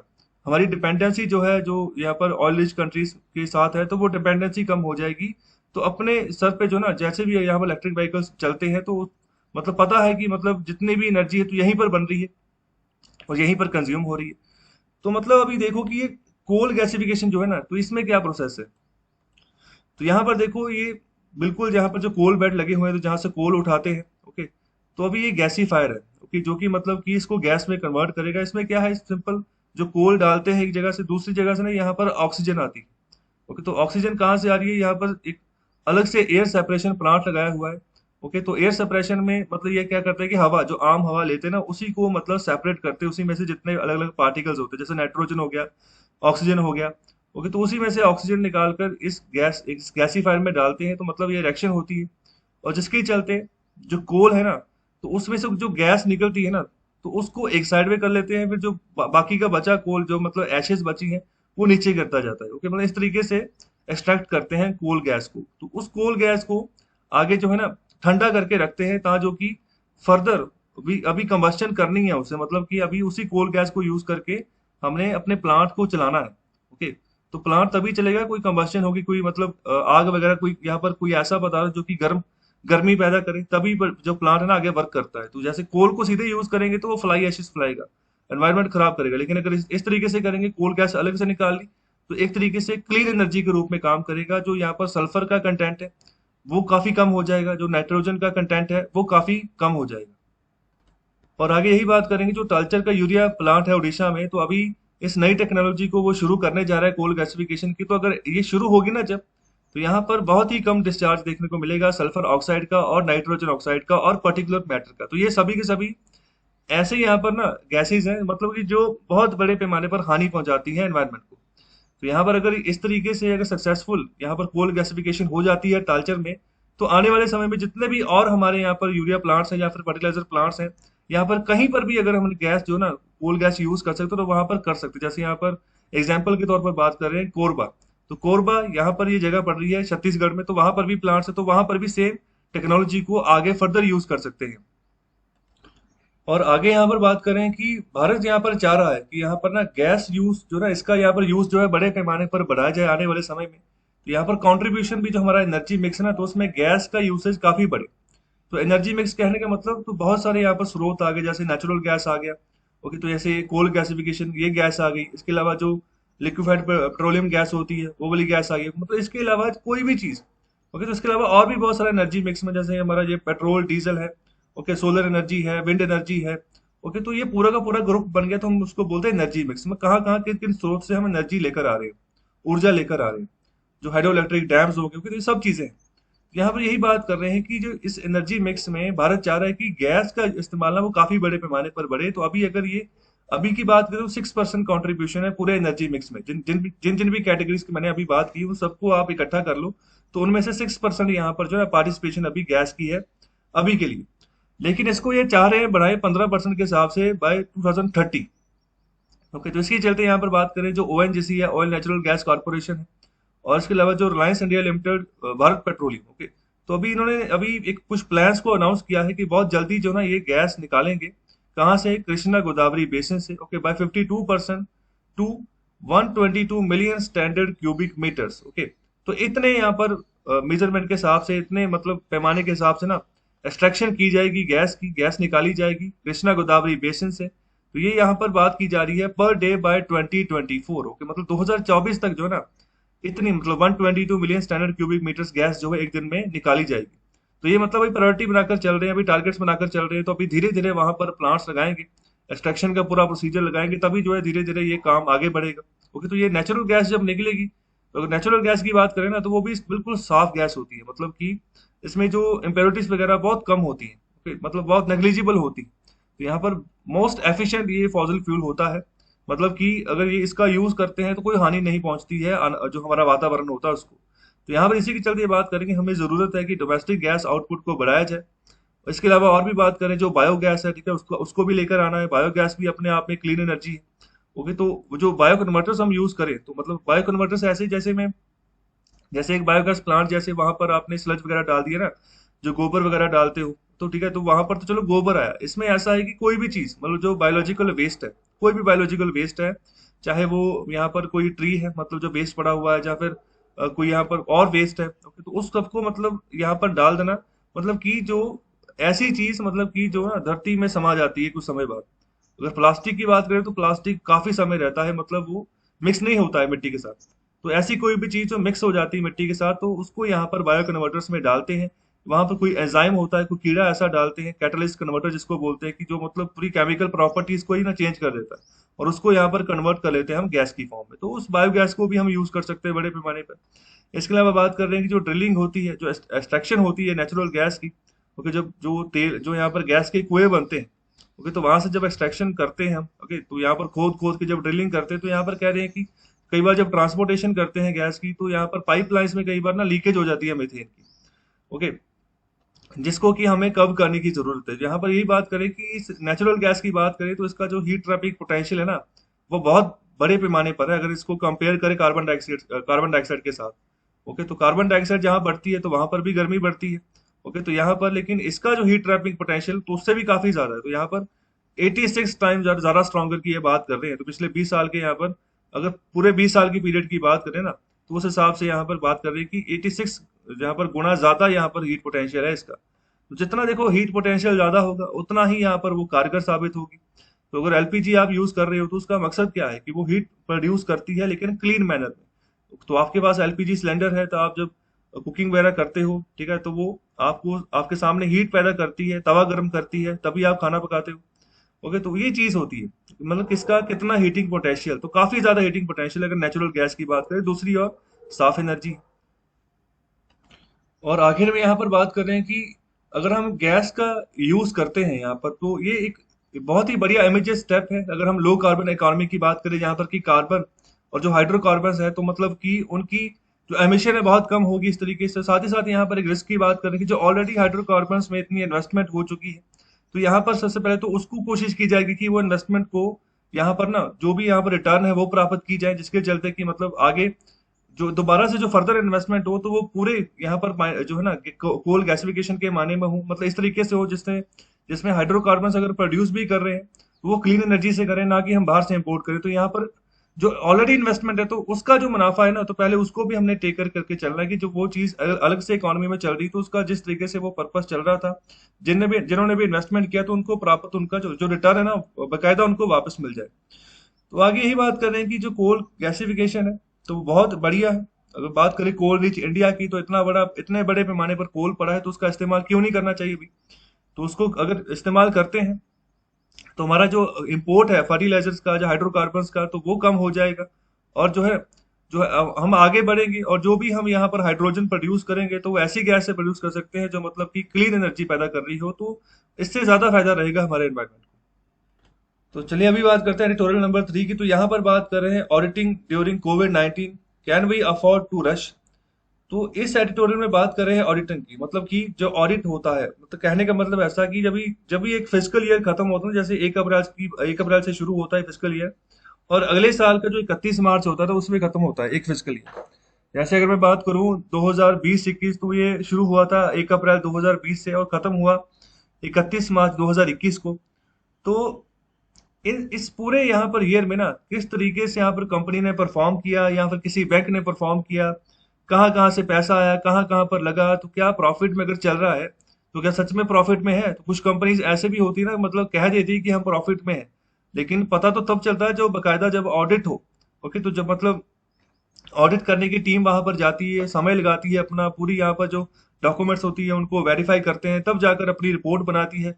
ओके, फिर वो रिपोर्ट जाती है जो ऑडिटिंग कमेटी होती है उसके पास, फिर वो यहाँ पर से देखती है कि जो हमारा ऑडिटर था जिसने यहाँ पर ऑडिट किया है, तो क्या उसने सही किया, क्या कहीं उसने भी तो घूस घूस तो नहीं ले ली कंपनी से, मतलब कि कंपनी ने पैसा खिला दिया और उसको कहा कि आप हमारे बारे में अच्छी रिपोर्ट बना दो। तो ये सब चीजें हैं। ओके, तो मतलब जो चलती हैं पूरी इकोनॉमी में, तो इसी के चलते ना बहुत सारे जो फ्रॉड यहाँ पर ऐसे होते हैं कि जो दबे रहते हैं काफी देर तक। जैसे अगर मैं नीरव मोदी की बात करूं, तो वो पंजाब नेशनल बैंक का 11,000 करोड़ रुपए लेकर भागा था। ओके, तो वो पिछले काफी सालों से चल रहा था वो चीज। ओके, लेकिन जब जब पता चला तब भी वही चीज यहाँ पर ऑडिटिंग ही चल रही थी। तो जब सही रिजल्ट सामने आया तो पता चला कि मतलब ये फ्रॉड हो रहा है काफी समय से। ओके, तो ये पूरा का पूरा सिनेरियो रहता। तो अभी इसी आर्टिकल के बारे में बात करें कि अभी कोविड 19 चल रहा है, और दूसरी और मतलब ये ऑडिटिंग भी होनी, तो वो अभी 31 मार्च को अभी हाल ही में फिजिकल ईयर हमारा खत्म हुआ 1 महीने पहले। ओके, तो अभी वो रिपोर्ट्स भी देनी होती है कंपनीज को। ओके, तो ये क्या पूरा सिनेरियो अभी बात बन पाएगी। तो वही बात करें, जो फाइनेंस टीम्स हैं और जो जो उनके ऑडिटर्स हैं, ओके, तो कॉर्पोरेट इंडिया में तो अभी वो डील कर रहे हैं दो अलग अलग डिफरेंट चैलेंजेस को। ओके, तो पहली बात यहाँ पर कर रहे हैं कि वो तो पहला चैलेंज है वो उनका पर्सनल चैलेंज है। ओके, तो जो मतलब सेकंड वेव है, ठीक है, कोविड 19 की, तो उसको फेस कर रहे हैं ओके पूरे इंडिया में। दूसरी यहाँ पर बात कर रहे हैं कि वो अभी भी यहाँ पर ट्राई कर रहे हैं कि अभी जो ईयर एंड फाइनेंशियल रिपोर्टिंग है, ऑडिट जो है ना, तो मतलब वो कर पाए। ओके, तो वो भी इनके सामने चैलेंज है, सिचुएशन ही ऐसी है। तो ज्यादातर जो यहाँ पर कॉरपोरेशन के दायरे बंद है, ओके, घर से ही लोग काम कर रहे हैं, तो यहाँ पर भी गड़बड़ी थोड़ी देखने को मिलेगी। ओके, तो बकायदा पूरे डॉक्यूमेंट्स चाहिए किसी भी कंपनी के, तभी जो है ऑडिट हो सकता है। और इसके अलावा बात करें जो लिस्टेड कंपनी, तो लिस्टेड कंपनीज कौन सी होती है। लिस्टेड कंपनीज वो कंपनीज होती हैं जो भारत के स्टॉक मार्केट में लिस्टेड होती है। ओके, जैसे मैं बॉम्बे स्टॉक एक्सचेंज की बात करूं, तो यहाँ पर सिर्फ जो है टॉप 30 कंपनी का ही इंडेक्स होता है, जिसको हम सेंसेक्स बोलते हैं। ओके, तो वो लिस्टेड है स्टॉक एक्सचेंज में। इसके अलावा होता है नेशनल स्टॉक एक्सचेंज, तो उसमें निफ्टी इंडेक्स होता है। तो निफ्टी इंडेक्स में भी अलग अलग कंपनीज के इंडेक्स होते हैं। ओके, कोई निफ्टी 50 है, कोई निफ्टी 100 है, कोई 200 है, कोई 500 है। तो जैसे यहाँ पर नंबर जुड़ते जाएंगे, इसका मतलब उतने नंबर ऑफ कंपनीज उस इंडेक्स में शामिल है। ओके, तो अलग अलग दायरे में अलग अलग निफ्टी इंडेक्स होता है। तो अगर मैं सेंसेक्स की बात करूं, तो यहाँ पर सिर्फ टॉप 30 कंपनी से अपने आप को रजिस्टर्ड कर सकती है। तो यहाँ पर लिस्टेड कंपनीज की बात कर रहे हैं कि उनके पास अभी 31 मई तक का यहाँ पर समय है कि वो मतलब अपनी जो ऑडिट रिजल्ट है ना, तो उनको फाइल करे। तो यहाँ पर ऑडिट रिजल्ट मतलब कि ऑडिट हो चुका है, तो ऑडिट होने के बाद मतलब जो रिजल्ट आया उसको सबमिट करना होता है। ओके, तो अभी उसी के रिगार्डिंग बात कर रहे हैं। तो भी बहुत सारी बड़ी बड़ी कंपनीज हैं जिन्होंने कि मतलब जो उनका ऑडिट रिजल्ट है, तो मतलब उन्होंने डिस्क्लोज करने का यहाँ पर सोचा कि पहले जब शुरुआत में ही डिस्क्लोज कर दे। तो ये भी यहाँ पर रास्ता अपनाया। कई यहाँ पर सोच रहे हैं कि वो जल्दी से जल्दी डिस्क्लोज कर देंगे। ओके, तो अभी ये समय ऐसा है कि मतलब थोड़ा सा पीछे मुड़े और यहाँ पर देखें कि मतलब टाइमलाइन कैसा गुजरता है। ओके, तो मतलब कि अभी अगर ऑडिट होता है ठीक है, लेकिन यहाँ पर जो टाइमलाइन जो सेकंड वेव चल रही है ना, तो वो बहुत घातक होती जा रही है। तो उसके चलते अगर ऐसी एक्टिविटीज होती है तो उसका इम्पैक्ट पड़ सकता है। ओके, इंडिविजुअल्स के ऊपर और कॉर्पोरेशंस के ऊपर भी पड़ सकता है फर्दर। ओके, तो अगर कोई कॉर्पोरेशन खुलता है तो कोरोना वायरस अगर ज्यादा फैल जाता है तो मतलब काम कैसे करवाएंगे, अगर सारे सारे के सारे लोग जो है ना वही यहाँ पर कोविड पीड़ित पीड़ित हो जाते हैं। तो वही बात कर रहे हैं कि ऐसा ही चैलेंज एग्जिस्ट कर रहा था 31 मार्च 2020 को भी, तो जब यहाँ पर क्लोजिंग होती है तो हमेशा 31 मार्च को ही क्लोजिंग होती है। ओके, तो एक बात ध्यान रखना, तो ज्यादातर आप देखोगे जैसे बैंकों की मैं एग्जांपल लेता हूँ, तो वहां पर भी जब 31 मार्च आसपास आने वाली होती है ना तो रात दिन काम होता है। मतलब कि रात के 10-10 बजे तक बैंकों में यहाँ पर स्टाफ रहता है और मतलब पूरा अपना जो जितना भी एक साल का काम होता है ना तो उसको कंपाइल करता है अच्छे से, कि मतलब एक साल का पूरा मतलब डाटा तैयार कर लिया कि एक साल में यहाँ पर इतने डिपॉजिट्स आए और इतना पैसा निकला, इतना लोन गया, इतने इंटरेस्ट आए। ठीक है, पूरा का पूरा डाटा रहता है यहाँ पर, क्योंकि तो पूरा कंपाइल करना होता है। फिर 1 अप्रैल से नया फिजिकल ईयर शुरू हो जाता है। ओके, फिर जो नई एंट्रीज जो होती है नए फिजिकल ईयर के हिसाब से पड़ती हैं। तो यहाँ पर वही बात कर रहे हैं, यही जो यहाँ पर बैंक वाले जो डाटा कंपाइल करते हैं ना, तो फिर उसी के हिसाब से यहाँ पर जो ऑडिटर्स होते हैं फिर ऑडिट करते हैं कि क्या डाटा आपने दिया है। ठीक है, तो उसके हिसाब से फिर देखते हैं, बाकी बैंकों के साथ मैच करके देखते हैं, या फिर जो और ब्रांचेस है उसके हिसाब से देखते हैं कितना पैसा आया कितना पैसा गया, कोई फ्रॉड तो नहीं है, कुछ गलत तो नहीं है। तो यहाँ पर उनके भी अपने पैरामीटर्स होते हैं ऑडिटर्स के, जिसके बिहार पर जो है ना वो गलतियां ढूंढने की कोशिश करते हैं। तो वही बात कर रहे हैं कि 31 मार्च 2020 को भी जब क्लोजिंग थी तब भी ऐसा ही सिनेरियो था। लेकिन यहाँ पर जो अभी का जो सिनेरियो अगर देखें ना तो उसमें क्या फर्क है, तो जितने भी फाइनेंस प्रोफेशनल्स हैं या फिर ऑडिट टीम मेंबर्स हैं, ओके, तो अभी अभी की जो सिचुएशन ऐसी है कि सीधे डायरेक्टली जो है ना यहाँ पर इम्पेक्टेड है कोविड 19 से। या तो ये है मतलब कि कोविड 19 उनको हो गया, वायरस हो गया, कोरोना हो गया, या फिर मतलब उनकी फैमिली को हो गया, तो वो उनको यहाँ पर उनकी टेक केयर कर रहे हैं, उनके साथ डील कर रहे हैं। तो मतलब ये सिनेरियो है अभी के लिए यहाँ पर जो फाइनेंस प्रोफेशनल्स है और जो ऑडिट टीम मेंबर्स हैं उनका। इसके अलावा बात करें जो फाइनेंस और ऑडिट टीम मेंबर्स होते हैं, तो ज्यादातर ये डिपेंडेंट होते हैं कि इनके ऊपर ऑन की individuals for completing there year and reporting. मतलब कि जिस जिस भी कंपनी की यहाँ पर जो ऑडिट करना है ना, तो उसने जो रिपोर्ट तैयार की है तो वो भी तो रिपोर्ट तैयार करते हैं कि ये हमारा दायरा रहा है। जब वो खुद से बोलते हैं कि हमारी कंपनी प्रॉफिट में जा रही है, या होगा तो मतलब कोई कंपनी ऐसा ऐसा होती है कि मतलब बहुत सारी कंपनी जो नई नई शुरू होती है तो ज्यादातर यही अपने आप को दिखाने की कोशिश करते हैं कि हम बहुत बढ़िया चल रहे हैं। हालांकि इतनी जल्दी कोई प्रॉफिट में नहीं जाता है, बहुत सारी बड़ी बड़ी कंपनीज हैं जो अभी तक प्रॉफिट में नहीं है। ओके, तो ऐसा होता है कि मतलब ग्रो कर रही है, प्रोग्रेस कर रही है, तो इसी के रिगार्डिंग भी कई बार गलत डाटा ना जो वो बता दिया जाता है, वो इसलिए बताया जाता है कि जो इन्वेस्टर्स है ना उनका भरोसा ना टूट जाए, कहीं पैसा ना निकाल ले कंपनी से बाहर। अगर पैसा निकलता है ना फिर कंपनी मतलब काफी जो है ना ड्रॉबैक आ जाता है। पैसा चाहिए होता है किसी भी कंपनी को चलाने के लिए, तो पैसा नहीं निकलना चाहिए, जिसके चलते ना कई बार गलत ऑडिट रिपोर्ट भी प्रोजेक्ट कर दी जाती है। और आगे यहाँ पर बात करें कि हमें पता है कि बहुत सारी ऐसी सिचुएशंस है जिसके चलते जो इंडिविजुअल्स हैं वो इम्पैक्ट हो रहे हैं। अगर हम यहाँ पर ऑडिट टीम मेंबर्स की बात करें या फाइनेंस प्रोफेशनल्स की बात करें, तो यहाँ पर जैसे बात करें कि अभी प्रेशर के अंतर्गत ना अभी मतलब काम निकलता हुआ नजर आ रहा है। तो जैसे अभी वो स्ट्रगल कर रहे हैं, तो कैसे स्ट्रगल कर रहे हैं, मतलब एक साइकोलॉजिकल इम्पैक्ट उनके ऊपर पड़ चुका है। क्यों? क्योंकि अभी 1 साल के आसपास का समय हो गया कि वो घर से ही बैठकर काम कर रहे हैं ज्यादातर लोग। ओके, तो अगर मतलब ऑडिट का भी काम करना है, रिपोर्ट्स इनके पास आ जाएंगे, उसके हिसाब से मतलब पड़ताल करेंगे तो अपनी खुद की रिपोर्ट बनाएंगे, तो घर से बैठकर ज्यादातर लोग काम कर रहे हैं, तो वो भी ना मतलब एक साइकोलॉजिकल इम्पैक्ट पड़ रहा है, मतलब लोग परेशान हो रहे हैं। एक होता है कि मतलब स्टाफ मेंबर्स में बैठ के काम करना, तो वहां पर एक अलग सी केमिस्ट्री होती है। और एक होता है सिर्फ मतलब घर पे ही बैठकर काम करना, तो वहां पर ऐसा होता है कि घर का माहौल रहता है। ओके, तो ये बंदे के अपने ऊपर है। ओके, तो मतलब कितने आप स्ट्रांग हो, तो कितना बना सकते हो अपने आप को स्ट्रांग, तो ये आपके ऊपर है। तो मतलब अगर सही तरीके से काम कर रहे हो, पॉजिटिव माइंड लेकर काम कर रहे हो, तो ऐसे कोई साइकोलॉजिकल इम्पैक्ट इतना देखने को नहीं मिलता है। और इसके अलावा आगे बात करें कि और जो यहाँ पर जो बड़ा चैलेंज निकल कर आ रहा है वो ये है कि यहाँ पर जजमेंट है, जो मतलब कि जो जजमेंट देनी होती है ऑडिटर्स को।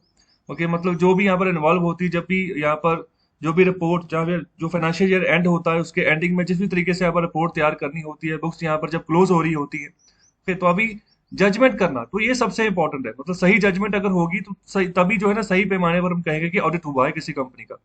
ओके, तो अभी इन अनसर्टेन टाइम्स में तो ये चीजें काफी जो है ना दिक्कत वाली बनती जा रही है लगातार। तो ये एग्जाम्पल के तौर पर यहाँ पर बात करें कि जो बड़ी कंपनीज है, ओके, तो यहाँ पर उनके जो ऑडिटर्स हैं तो वो मतलब उनको चाहिए कि वो डील करें कॉम्प्लेक्स और टाइम कंज्यूमिंग डिस्कशंस। ओके, तो मतलब कि देखो, अगर अच्छे से डिस्कशन नहीं होगी, मतलब देखो जब भी बातचीत होती है ना, जब ऑडिट बैठता है तो ऐसा नहीं कि 1 घंटे में ऑडिट हो गया।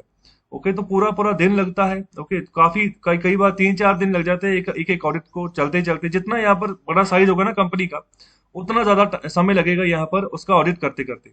ओके, तो यहाँ पर उन्हीं कंपनीज की एग्जांपल ले रहे हैं कि मतलब सबसे बड़ा चैलेंज ये है कि मतलब इंटरेक्शन रह रही है उन लोगों के साथ बड़े पैमाने पर, तो यहाँ पर उनको डील करना है अच्छे से। ओके, तो यहाँ पर जितनी भी कम्प्लेक्स यहाँ पर सिचुएशन निकल कर आ रही है, टाइम कंज्यूमिंग डिस्कशंस हैं, तो उनको पूछना पड़ेगा कि मतलब जो अगर एसेट्स की इम्पेयरमेंट हुई है तो कैसे हुई है, मतलब कि अगर आपके एसेट्स कम हुए हैं पहले से ज्यादा, पिछले से ज्यादा अगर कम हुए हैं इस साल, तो क्यों कम हुए हैं। इसके अलावा यहाँ पर अगर कंपनी अगर चल रही है तो उसने कोई यहाँ पर डेट कन्वीनियंट का ब्रीच तो नहीं किया। तो ये डेट कन्वीनियंट क्या होते हैं, तो ये भी एक तरीके के एग्रीमेंट होते हैं जिसके तहत ये चीज तय होती है, डील होती है पहले ही, कि जो लैंडर्स मतलब कोई भी इन्वेस्टर जो पैसा दे रहा है किसी कंपनी को, या फिर कोई इंस्टीट्यूशनल इन्वेस्टर जिसको हम बैंक बोलते हैं, या फिर वो पैसा दे रहा है किसी कंपनी को, तो यहाँ पर पहले से ही डील हो जाती है कि मतलब कि जो यहाँ पर कुछ दायरा बनाया जाता है उसी दायरे में रहकर ही उस पर्टिकुलर कंपनी को काम करना होगा, उससे बाहर नहीं जा सकता। ओके, तो अगर वो बाहर जाता है तो हम कहते हैं कि उसने ब्रीच की है। ओके, तो यहाँ पर अगर ब्रीच कहने का मैं एग्जांपल दूं, तो जैसे अगर कोई कोई पर्टिकुलर इंटरेस्ट रेट यहाँ पर डिसाइड हो गया कि इसी इंटरेस्ट रेट के हिसाब से जो है ना, मतलब आपको जो है अभी ब्याज पे पैसा मिलेगा, जो लैंडर पैसा दे रहा है किसी कंपनी को, तो उसी इंटरेस्ट रेट के हिसाब से पैसा देना पड़ेगा। ओके, तो यहाँ पर बकायदा जो इंटरेस्ट रेट भी देना है, तो जब भी यहाँ पर डेट तय है तो उस हिसाब से यहाँ पर जो है ना रूटीन में वो पेमेंट होनी चाहिए। ओके, तो मतलब ये सब चीजें यहाँ पर देखी जाती, तो इसमें अपनी मनमानी नहीं कर सकता है। ओके, किसी ने अगर पैसा दिए ना तो कुछ शर्तें अपनी भी मनवाएगा वो। ओके, तो कंपनी अपनी मनमानी नहीं कर सकती। अगर अपनी मनमानी करती तब बोलते हैं हम कि ब्रीच ऑफ डेट कन्वेनेंस, मतलब कि जो डेट एग्रीमेंट हुआ था उसका ब्रीच किया गया। तो क्या ऐसी हरकतें तो नहीं की है किसी कंपनी में। ओके, मतलब जो पहले डील थी उससे मुकर गई। ओके, मतलब जिस पैमाने पर इंटरेस्ट देना था मतलब उतना नहीं दिया, कम दे दिया या फिर डिले करके दिया।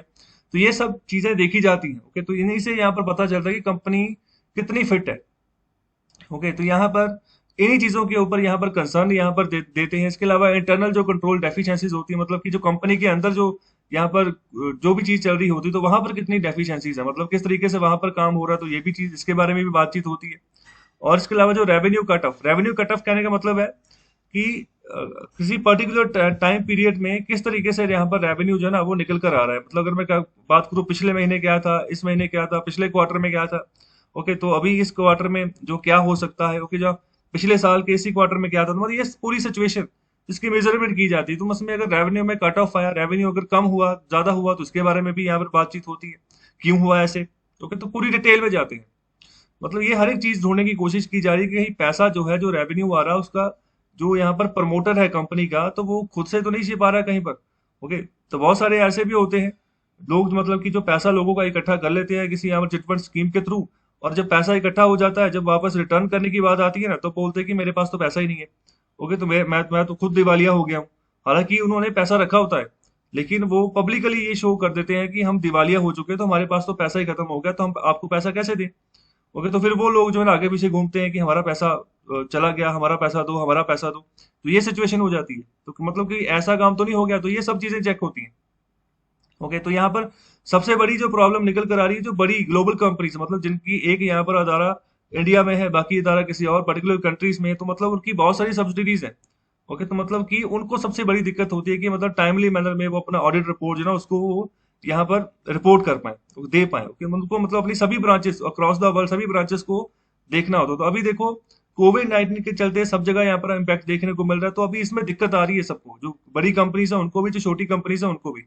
ओके, तो अभी वही बात कर रहे हैं कि हम जो है ना अलग अलग तरीके की जो रिस्क है वो हमें देखने को यहाँ पर सामने मिल रहे हैं, चैलेंजेस देखने को मिल रहे हैं जो ऑडिट टीम्स के सामने है। तो ऑडिट टीम्स के बाद सामने एक और चैलेंज की बात करें, तो कौन सा चैलेंज जैसे बात कर रहे हैं कि वो उनको फिजिकली ना यहाँ पर जाना पड़ता है किसी कंपनी में, किसी कॉर्पोरेट के सामने, तो वहां पर देखते फिजिकली देखते हैं कि क्या यहाँ पर जो इन्वेंट्री वैल्यूएशन है, मतलब प्रॉपर अगर कोई इंफ्रास्ट्रक्चर बना है किसी कंपनी का, कोई अगर मैन्युफैक्चरिंग यूनिट लगा है तो क्या चीज बना रही है, तो कितनी मशीन्स लगी हैं, प्रॉपर कितनी वैल्यूएशन होगी, कितना पैसा लगा हुआ है। तो ये सब चीजें करने के लिए उनको यहाँ पर विजिट करना पड़ता है उन साइट्स के ऊपर। ओके, उन यूनिट्स के ऊपर। ओके, तो यहाँ पर जो कंपनीज जो होती है तो उनके साथ यहाँ पर ऑडिटर्स को यहाँ पर मिलना होता है। तो यहाँ पर कोशिश करते हैं कि उनसे मिलें, तभी जो है ना वो अपनी कंक्लूजन के ऊपर आते हैं, रिपोर्ट को मतलब कंक्लूड करते हैं कि ये हमारी फाइनल रिपोर्ट बनती है। ओके, ऑडिट की। तो अभी की हालांकि डिजिटल ऑप्शंस भी अवेलेबल है, मतलब कि आप ऐसा नहीं कि आप वहां पर जरूरी जाए, ठीक है, तो फिर ही जाकर काम हो, तो मतलब फिर भी ना डिजिटल ऑप्शंस अवेलेबल है, लेकिन फिर भी थोड़ा बहुत यहाँ पर रिस्क रहता है कि मतलब अगर नहीं जाएंगे ना तो हो सकता है कि बहुत सारी ऐसी चीजें हो जो मतलब अनडिटेक्टेड रह जाए, जिसके बारे में पता ही ना हो। तो मतलब आपको तो वो लिख कर भेज देंगे कि हमारे पास इतनी पर्याप्त मशीनरी है, तो इतनी इतनी वैल्यूएशन है, तो अगर आप जाओ वहां पर विजिट करोगे तो हो सकता है कि वहां पर वो मशीनरी हो ही ना। ओके, तो पहले ही बेच दी हो। ओके, या फिर मतलब इस तरीके का सिनेरियो पेश कर दिया जाए आपके सामने कि जो मतलब एक्चुअल में वहां पर एग्जिस्ट ही ना करता हो, तो वहां पर ऑडिटर क्या कर लेगा, जो भी रिपोर्ट बनेगी फिर गलत बनेगी। ओके, तो ये सब चीजें हैं जिसके चलते डिजिटल ऑप्शन को अपनाना थोड़ा टफ है। इसके अलावा बात करें जो सेंसिटिव डाटा होता है ना, जो पर्टिकुलरली जो फाइनेंशियल रिजल्ट निकल कर आता है, जो रिपोर्ट निकल कर आती है, तो वो मतलब कहीं ना कहीं तरीके से अनजाने में मतलब लीक ना हो जाए, तो ये भी एक रीजन रहता है जिसके चलते मतलब उनको विजिट करना जरूरी है। ओके, और इसके अलावा बात कर रहे हैं जो हाई क्वालिटी फाइनेंशियल रिपोर्टिंग होती है, मतलब जिसने बहुत जबरदस्त ऑडिट किया है, मतलब जिसने ना बखियां उधेड़ के रखती है किसी कंपनी की कि पूरा डिटेल बताओ अच्छे से और बिल्कुल अच्छे तरीके से रिपोर्ट आई है। ओके, तो मतलब अच्छी रिपोर्ट आई, हाई क्वालिटी रिपोर्ट आई है, तो वही बैकबोन होती है एक साउंड कैपिटल मार्केट की। तो कैपिटल मार्केट में जितनी भी हमारी कंपनीज कॉर्पोरेशंस काम कर रहे हैं, तो लोगों से ही पैसा उठाते हैं वो। ओके, तो आम जो इन्वेस्टर्स होता है तो वही पैसा लगाता है, तो उसी के पैसे के ऊपर रिटर्न देते, तब इनकी कंपनीज आगे बढ़ती हैं। ओके, जैसे मैंने कल भी बात की थी, जोमेटो जो है वो 1.2 बिलियन डॉलर अभी उठाएगा मार्केट में से। ओके, तो पैसा उठाएंगे तो ऐसा तो नहीं फ्री में मिल जाएगा, तो उसका रिटर्न देना होगा जिससे भी पैसा लेना है। तो मतलब तभी पैसा लगाएगा ना कोई, जब उसको उस कंपनी की सिचुएशन के बारे में पता होगा कि मतलब किसी फाइनेंशियल रिस्क के मतलब थ्रू तो नहीं गुजर रही। तो ये सब चीजें पता चलती हैं जो यहाँ पर ऑडिटिंग रिपोर्ट होती है उसके द्वारा। तो अगर अच्छी रिपोर्ट है तो क्वालिटी यहाँ पर जो है ना साउंड कैपिटल मार्केट जो है हम यहाँ पर एस्टेब्लिश कर सकते हैं। और इसके अलावा बात करें कि ये मतलब कलेक्टिव रिस्पॉन्सिबिलिटी है सबकी, जहाँ पर जो कंपनी मैनेजमेंट है, जो ऑडिट कमिटीज हैं, जो ऑडिटर्स हैं और जो रेगुलेटर्स हैं। ओके, तो इन सबकी यहाँ पर रिस्पॉन्सिबिलिटी की इन चैलेंजिंग टाइम्स में अपनी अपनी ड्यूटी को खुद समझे। ओके, तो यहाँ पर जितने भी स्टेक होल्डर्स हैं, तो यहाँ पर उनको अपना जो काम है ना वो अपने सही तरीके से ऑब्जेक्टिव के हिसाब से यहाँ पर अपना पक्ष जो है वो रखना होगा। अगर कंपनी कोई अपनी रिपोर्ट दे रही है तो बिल्कुल सही होनी चाहिए वो। अगर ऑडिट कमेटी काम कर रही है तो वो भी जो जो ऑडिटर्स ने रिपोर्ट इनको ऑडिट कमेटी को सबमिट की है तो उसको सही तरीके से डील करे। तो यहाँ पर जो चीफ फाइनेंशियल ऑफिसर्स होते हैं तो इनको भी यहाँ पर बात कर रहे हैं कि अपनी जो टीम्स है ना तो उनको गेयर अप करे, कि मतलब कि जो जब भी वो अपने बुक क्लोज करे, बुक क्लोज करने का मतलब जो फिजिकल ईयर जब खत्म होगा, तो जब भी इनका डाटा तैयार होगा, जो रजिस्टर्स इनके बनेंगे, तो उसको मतलब सही तरीके से मेंटेन करे, सही तरीके से बनाए। ओके, तो मतलब कि इस तरीके से रखें कि जो सही तरीके से उनकी आगे डील हो जाए। जो भी मैटर्स मतलब इनको लग रहे हैं कि मतलब कि कम्प्लेक्स हो सकते हैं, तो उनको क्लैरिटी के हिसाब से पेश करें, और मतलब कि जिससे कि कंपनी के ऊपर इम्पैक्ट पड़ सकता है, इन सब चीजों के ऊपर खुद से फोकस करके चले। और आगे यहाँ पर ऑडिटर्स की बात कर रहे हैं कि अभी देखो जब वो काम करने जाते हैं तो सबसे बड़ी प्रॉब्लम आती है कि जो स्टाफ शॉर्टेजेस, मतलब कि पर्याप्त टीम मेंबर इतने नहीं होते हैं। और दूसरी और अगर बड़ी कंपनी है तो टाइम बहुत ज्यादा लगता है। तो यहाँ पर यही बात कर रहे हैं कि मतलब उनको ये चीज अश्योर करनी होगी, डिटरमाइन करनी होगी, जरूरत है इन बातों की कि क्या जो जो भी यहाँ पर चीजें, यहाँ पर जो पहले उन्होंने टाइमलाइन जो अनाउंस की थी कि मतलब इसी समय काल के दौरान इतने अगर 3-4 दिन जितने भी लगने हैं, तो इसी समय में क्या ये काम हो जाएगा। ओके, तो यहाँ मतलब क्या क्या फिर उसमें कोई दिक्कत आ रही? तो देखो अभी ना ज्यादातर ऐसे होता है, इतनी जल्दी ये काम नहीं होते ऑडिट रिपोर्टिंग के। तो यहाँ पर 31 मार्च को अगर फिजिकल ईयर खत्म हुआ है, तो अगर हम कहें कि 1 महीने के बाद ही जो है अच्छी रिपोर्ट जो है साउंड रिपोर्ट मिल जाएगी, तो वो मुमकिन नहीं है, क्योंकि ये बहुत सारा प्रोसेस होता है जो कि जिसके थ्रू निकलता है। एक तो कंपनी खुद से रिपोर्ट बनाएगी, फिर ऑडिटर होगा, ऑडिटर की टीम आएगी, उसको समय लगेगा। उसके बाद वही रिपोर्ट ऑडिट कमेटी के पास जाएगी, फिर उसको भी समय लगेगा। तो ये बहुत सारा प्रोसीजर होता है जिसको फॉलो अप करके चलना होता है, फिर बाद में फाइनली एक रिपोर्ट जो है आगे जो है ना परस्यू होती है। तो आगे वही बात करें तो ऑडिटर्स जो होते हैं उनको जरूरत है कि वो मतलब डिमॉन्स्ट्रेट करें। तो यहाँ पर प्रोफेशनल, यहाँ पर सेप्टिज्म करें, देखें तो मतलब कि जिस पैमाने पर काम होना चाहिए क्या हो पा रहा है आगे।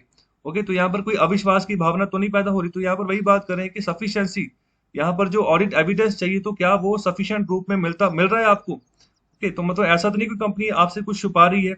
ओके, तो यहाँ पर आपको जो जो भी ड्यूटीज परफॉर्म करनी है अपनी ऑडिट, यहाँ पर ऑडिट करने के लिए, तो क्या सही मायने में आप कर पा रहे हो। ओके, मतलब अब जो जितने भी प्रोसीजर्स जो है करने हैं तो उसी टाइमलाइन में आप कर पा रहे हो। तो आपका यहाँ पर क्या ओपिनियन है, मतलब ये सभी सिचुएशन जो है ना यहाँ पर कही जा रही। तो ऑडिट कमिटीज की यहाँ पर बात कर रहे हैं कि अगर जब यहाँ पर ये रिपोर्ट पहुंचे तो इनका क्या काम, इनको जरूरत है कि टाइम लगाएं। ओके, समय लगाएं अच्छे से और एवेल्युएट करें जो यहाँ पर जजमेंट जो दी गई है, जो मैनेजमेंट ने अपनी जजमेंट दी है कि मतलब हमारी कंपनी ऐसे काम करी, या इसके अलावा जो ऑडिटर्स ने यहाँ पर जो जजमेंट दी है कि ये मैंने ऑडिट करके आया हूँ किसी कंपनी का, तो यहाँ पर ये रिपोर्ट है, तो क्या वो सही है। ओके, तो मतलब इसके रिगार्डिंग जो ना ये जो कमेटी होती है इसमें बहुत सारे यहाँ पर टीम मेंबर्स होते हैं जो सीनियर एक्सपर्ट्स होते हैं इन्हीं मसलों के। तो उनको यहाँ पर समय देना होगा। अगर समय नहीं देंगे, अच्छे से रिसर्च नहीं करेंगे, तो अच्छे तरीके से ये भी डिसीजन नहीं दे पाएंगे। ओके, तो यहाँ पर उनको समझना होगा कि जितने तरह के चैलेंजेस किसी कंपनी के द्वारा फेस किए गए हैं या ऑडिटर्स के द्वारा फेस किए गए हैं, वो चैलेंजेस क्या हैं, तो आगे उनको दूर कैसे करें। ओके, तो यहाँ पर इन चैलेंजेस की यहाँ पर बात करें तो ये इसमें से सबसे जो प्रोमिनेंट चैलेंज ये हो सकता है कि यहाँ पर जो सफिशिएंसी ऑफ टाइम है। ओके, मतलब कि एक ऑडिट को कंप्लीट करने के लिए जो टाइम दिया गया तो क्या वो सही था। ओके, तो ये सबसे इंपॉर्टेंट बात है। यहाँ पर आगे बात करें कि बहुत सारी ऐसी एग्जांपल्स हैं कंपनीज की, ऑडिटर्स की, ऑडिट कमेटीज की, कि जो मतलब जिन्होंने सिर्फ ऑनेस्ट अपनी बिल्कुल ईमानदारी से असेसमेंट दी है, और यहाँ पर कई बार जो रिपोर्टिंग टाइमलाइंस होती है तो उनको टाला भी है। मतलब अगर कहा कि 31 मार्च को फिजिकल ईयर खत्म हुआ तो और कहे ये कह दिया जाए कि मतलब कि अभी 1 मई तक हमें रिपोर्ट यहाँ पर सबमिट करनी, तो उनको टाला भी है कई बार। ओके, तो मतलब इसलिए टाला है, मतलब जहां पर जरूरत है कि अभी जो रिपोर्टिंग है वो खत्म नहीं हो पाई, ऑडिट जो है ना वो खत्म नहीं हो पाया। ओके, तो इसके चलते अगर क्वालिटी ऑडिट करना है तो समय लगता है उसके ऊपर। ओके, तो यहाँ पर और भी बहुत कुछ है मतलब जिसके ऊपर की काम करने की जरूरत है इसी एरिया में। तो यहाँ पर इसी पार्ट के हिसाब से बात करें कि जो रेगुलेटर्स है, जैसे कि हमारा securities and exchange board of India, तो ये कैपिटल मार्केट को जो है ना रेगुलेट करके चलता है। जिस भी तरीके की खामी पाई जाती है तो उसको तुरंत जो है ना सही करने की ये कोशिश करता है। नए रूल्स जो है ये निकालता रहता है कुछ ना कुछ दिनों के बाद। ओके, तो इसके रिगार्डिंग भी आर्टिकल्स आते रहते हैं, हम डिस्कस करते हैं। ओके, तो securities and exchange board of India इसको कब बनाया गया। ओके, तो ये कौन से मंत्रालय के तहत काम करता है, इसका आंसर करें कमेंट बॉक्स में। तो अभी इनकी बात करें कि इनको भी सीरियसली असेस करना होगा कि यहाँ पर जो अभी इनका जो अभी 31 मई का जो डेफरल है, मतलब कि टाइमलाइन जो दी गई है वो 31 मई की, कि मतलब कि यहाँ इस डेट तक जो है आप जो अपनी रिपोर्ट जो है वो सबमिट करो। तो क्या उनका डेफरल होना चाहिए, कहने का मतलब क्या इसको अभी 31 मई से भी एक्सटेंड करना चाहिए, इनको टालना चाहिए। तो जैसे कि यहाँ पर पिछली बार किया किया था 31 मार्च 2020 के रिजल्ट्स के लिए, तो तब भी इसका टाइमलाइन काफी बढ़ा दिया गया था। उस समय तो चलो पैंडेमिक काफी जोरों पर था, तो अभी भी वही सिचुएशन है। तो अभी इसलिए यहाँ पर कहा जा रहा है कि 31 मई की क्या डेट को एक्सटेंड करना चाहिए आगे। तो इसके अलावा आगे बात कर रहे हैं कि जो सबसे इम्पोर्टेंट तो जो रिस्पॉन्सिबिलिटी है ना यहाँ पर रेगुलेटर्स की, तो वो है कि यहाँ पर जितने भी स्टेक होल्डर्स हैं तो उनको यहाँ पर बार बार एक ही बात दोहराई जाए कि अपनी रिस्पॉन्सिबिलिटी जो है ना तो उसको कलेक्टिवली आप निभाएं। और तो यहाँ पर अगर हाई क्वालिटी फाइनेंशियल रिपोर्टिंग करनी है तो जो जो भी दायरा जैसे कंपनी से शुरू हो जाए, ऑडिटिंग जो ऑडिटर्स होते हैं, तो मतलब हर एक जो दायरे को ना अपनी रिस्पॉन्सिबिलिटी अच्छे से निभानी है। जहां जहां पर जो जिसका रोल है उसको बिल्कुल लगन से अच्छे से काम करें और अच्छे से रिपोर्ट जो ना उसको आगे जो है ना प्रोसीड करें, आगे फॉरवर्ड करें। और आगे आखिर में यहाँ पर बात करें कि यहाँ पर अनफॉर्चुनेटली अगर जितने भी यहाँ पर जो मैनेजमेंट टीम्स यहाँ पर देखते हैं और एक कमेटीज यहाँ पर देखी देखी जाती है, तो मतलब कि जब भी वो ईयर एंड में यहाँ पर रिपोर्टिंग तैयार करते हैं ना, तो मतलब जितने तरह के यहाँ पर उनके सामने चैलेंजेस होते हैं, ओके, तो मतलब कि उनको यहाँ पर नजरअंदाज कर देते हैं। मतलब कि उनकी असेसमेंट की ही नहीं जाती कि जो रिस्क यहाँ पर इन्वॉल्व है उनके सामने, तो उनको जो चैलेंजेस है तो उनके सामने भी यहाँ पर असेसमेंट की जाए कि रिपोर्टिंग करते वक्त यहाँ पर क्या क्या चीजें यहाँ पर जिसके चलते उनको यहाँ पर दिक्कत आ रही है। जैसे सबसे पहले यहाँ पर बात करें कि यहाँ पर जो वेल थाउट यहाँ पर जो है ना मतलब कि अच्छे तरीके से जो यहाँ पर प्रक्रिया है, ओके, तो मतलब वो एब्सेंस है कि मतलब कि अगर कोई चैलेंज आए तो उसके रिगार्डिंग को रिस्पॉन्स भी करना है कि बताओ आगे कि ये चैलेंज है, ये रिस्क है, तो उसको कैसे सही करें। तो यहाँ पर रियल रिस्क फिर ये बन जाता है कि जब इन चैलेंजेस के ऊपर ही फोकस नहीं किया जाता ना, तो फिर जो क्वालिटी होती है फाइनेंशियल रिपोर्टिंग की, तो वो यहाँ पर ना उसके साथ हम कॉम्प्रोमाइज कर लेते हैं। जो ऑडिट होता है उसके साथ कॉम्प्रोमाइज कर लेते हैं। कहने का मतलब ये है, जैसे एक टाइमलाइन दी गई है कि इसी टाइमलाइन में अगर कह दिया कि 10 दिनों में ही यहाँ पर ऑडिट खत्म करो, तो 10 दिनों में अगर ऑडिट खत्म होगा ना तो बहुत सारी चीजें होंगी जो छूट जाएंगी। ओके, मतलब जिनको की अप्रोच कर ही नहीं पाएंगे। ओके, तो यहाँ पर सिर्फ कोशिश की जाएगी कि टाइमलाइन मैनर में खत्म करो, तो फिर क्वालिटी रिपोर्ट नहीं मिल पाएगी। तो ये यहाँ पर जो सीधे सीधे यहाँ पर बड़ा रिस्क जो है ना, ये सच में ये रिस्क जो है ना सामने आ जाता है। तो यहाँ पर वो भी यहाँ पर बात करें कि जो सबसे दुखद यहाँ पर बात यही नजर कर आ रही जो निकल कर आ रही है कि मतलब कि अभी रिजल्ट्स तो यहाँ पर देने हैं। ओके, लेकिन यहाँ पर हम इसको जो यहाँ पर जो इन पर्सन इंटरेक्शन है ना तो उनको हम खत्म कर सकते हैं, क्योंकि अभी सेकंड वेव बहुत बड़े पैमाने पर फैल चुकी है, तो अभी जिंदगियां खतरे में है। ओके, तो ऑक्सीजन अगर जिसको यहाँ पर हो रही बीमारी हो रही है तो ऑक्सीजन की सप्लाई उसको नहीं मिल रही है। ओके, तो दिक्कतें आ रही हैं, तो स्प्रेड हो रहा है पैंडेमिक का। तो अगर इसका मतलब ये फील्ड में अगर ये उतरते हैं तो मतलब नुकसान रहेगा। तो यही बात ये कह रहे हैं कि मतलब समय है कि अभी एक्ट करो और इसको इस सिचुएशन को सही करो। ये जो चैलेंजेस अभी पैंडेमिक के चलते आए ये भी सही करो, जो पहले चैलेंजेस है ऑडिट रिपोर्टिंग में उनको भी सही करो। तो चलिए अभी बात करते हैं एडिटोरियल नंबर 4 की। तो यहाँ पर बात करें dues of democracy. The poll process must be made safer and the election commission de facto autonomy bolstered। तो देखो, जो इलेक्शन कमीशन ऑफ इंडिया है ऑटोनॉमस बॉडी है, कॉन्स्टिट्यूशनल बॉडी है, जिसको कि आर्टिकल 324 के तहत भारतीय संविधान के आर्टिकल 324 के तहत बनाया गया था। ओके, तो मतलब जिसका काम है भारत में इलेक्शन करवाना। ओके, तो इलेक्शन कमीशन ऑफ इंडिया में यहाँ पर एक चीफ इलेक्शन कमिश्नर होता है और बाकी के दो जो है ना वो इलेक्शन कमिश्नर होते हैं जो उस चीफ इलेक्शन कमिश्नर को असिस्ट करते हैं। ओके, तो इन्हीं का काम होता है कि जिस भी राज्य में इलेक्शन होने हैं तो उसके रिगार्डिंग यहाँ पर कोड ऑफ कंडक्ट जारी करना कि कौन सी डेट्स को इलेक्शन होंगे। ओके, तो मतलब उससे एक महीने पहले ना कोड ऑफ कंडक्ट लगता है, मतलब जब इलेक्शन डेट्स जारी जारी हो जाती है तो उसका मतलब ये होता है जब इलेक्शन डेट्स जारी हुई है ना तब से लेकर जब तक यहाँ पर इलेक्शन होने हैं तब तक फिर कोई भी काम जो राज्य सरकारें जहां पर भी जिस भी सरकार का इलेक्शन होना है तो वो नहीं कर सकेंगी। ओके, तो इसको मॉडल कोड ऑफ कंडक्ट भी बोलते हैं, जिसको चोन जाब्ता भी हम कहते हैं हिंदी में। ओके, तो अभी ये पूरा का पूरा सिनेरियो रहता है, लेकिन अभी देखो अभी 5 राज्यों में इलेक्शन हुए हैं हाल ही में। तो अभी 4 उसमें राज्य हैं तो एक यूटी है। तो एक असम है, बंगाल है, तमिलनाडु है, केरला है और एक यूटी है पुडुचेरी। तो यहाँ पर कुल मिलाकर 5 राज्य जहाँ पर इलेक्शन हुए हैं। तो अभी उसी के रिगार्डिंग जो बिहेवियर देखने को मिला है इलेक्शन कमीशन ऑफ इंडिया का, मतलब कि बंगाल में खास तौर पे जिस तरीके से मतलब रैलीज वगैरह हुई तो अपना रोल अच्छे से अदा नहीं कर पाए। ओके, तो यही यहाँ पर क्वेश्चन मार्क किया गया है ऑथर की तरफ से, तो यहाँ पर यही बात कर रहे हैं। तो एक बात तो अभी यहाँ पर रिसेंटली जो तमिलनाडु की हाई कोर्ट है ना, तो उन्होंने भी यहाँ पर ऑर्डर जारी किया है कि इलेक्शन कमीशन के खिलाफ एफआईआर करो कि मतलब इतने बड़े पैमाने पर पैंडेमिक हो रहा है तो ये मतलब ये कैसे अलाउ कर रहे हैं कि इतनी बड़ी बड़ी कैंपेनिंग जो ना स्टिल चल रही है बंगाल में, रैलीज जो है स्टिल चल रही है। ओके, बाद में यहाँ पर उन्होंने कहा कि 500 से अधिक बंदे जो ना वो इकट्ठे नहीं हो सकते। तो ये मतलब ये कैसे सिचुएशन चली चली जा रही है यहाँ पर, तो यही वही बात कर रहे हैं कि डिसीजन लिए भी गए और नहीं भी लिए गए। ओके, मतलब किसके रिगार्डिंग कि कैसे इलेक्शन जो है ना वो कंडक्ट करने हैं पैंडेमिक के तौर पर, क्योंकि ये पहला इलेक्शन नहीं है पैंडेमिक में, तो इससे पहले भी बिहार का इलेक्शन हुआ है। ओके, जहां पर भी ऐसे ही रैलीज वगैरह हुई थी। ओके, तो मतलब यह अभी तक भी समझ नहीं आ रहा कि किस तरीके से यहाँ पर जो ना फैसला ले, किस तरीके से इसको सही करे, कैसे इलेक्शन करना है पैंडेमिक के दौरान। ओके, तो यहाँ पर अभी ये सबसे इम्पोर्टेंट है कि मतलब कि अभी यही सब चीजें जो है ना भारत की जो जो मतलब हेल्थ है जो भारत की डेमोक्रेसी की, तो उसको यहाँ पर शेप देंगी कोई ना कोई आने वाले फ्यूचर में, अगर अभी जिस तरीके से हम कदम बढ़ाएंगे पैंडेमिक के दौरान जो इलेक्शंस करवाए जा रहे हैं। ओके, तो अभी इलेक्शन प्रोसेस की अगर बात करें तो उसको हमने सेफर बनाना है, और यहाँ पर जो हमारा इलेक्शन कमीशन ऑफ इंडिया है उसको सशक्त बनाना है, जो उसकी जो ऑटोनॉमी है ना तो उसके दायरे में रहकर जो भी काम उसको जो उसकी रिस्पॉन्सिबिलिटी है वो करे आराम से।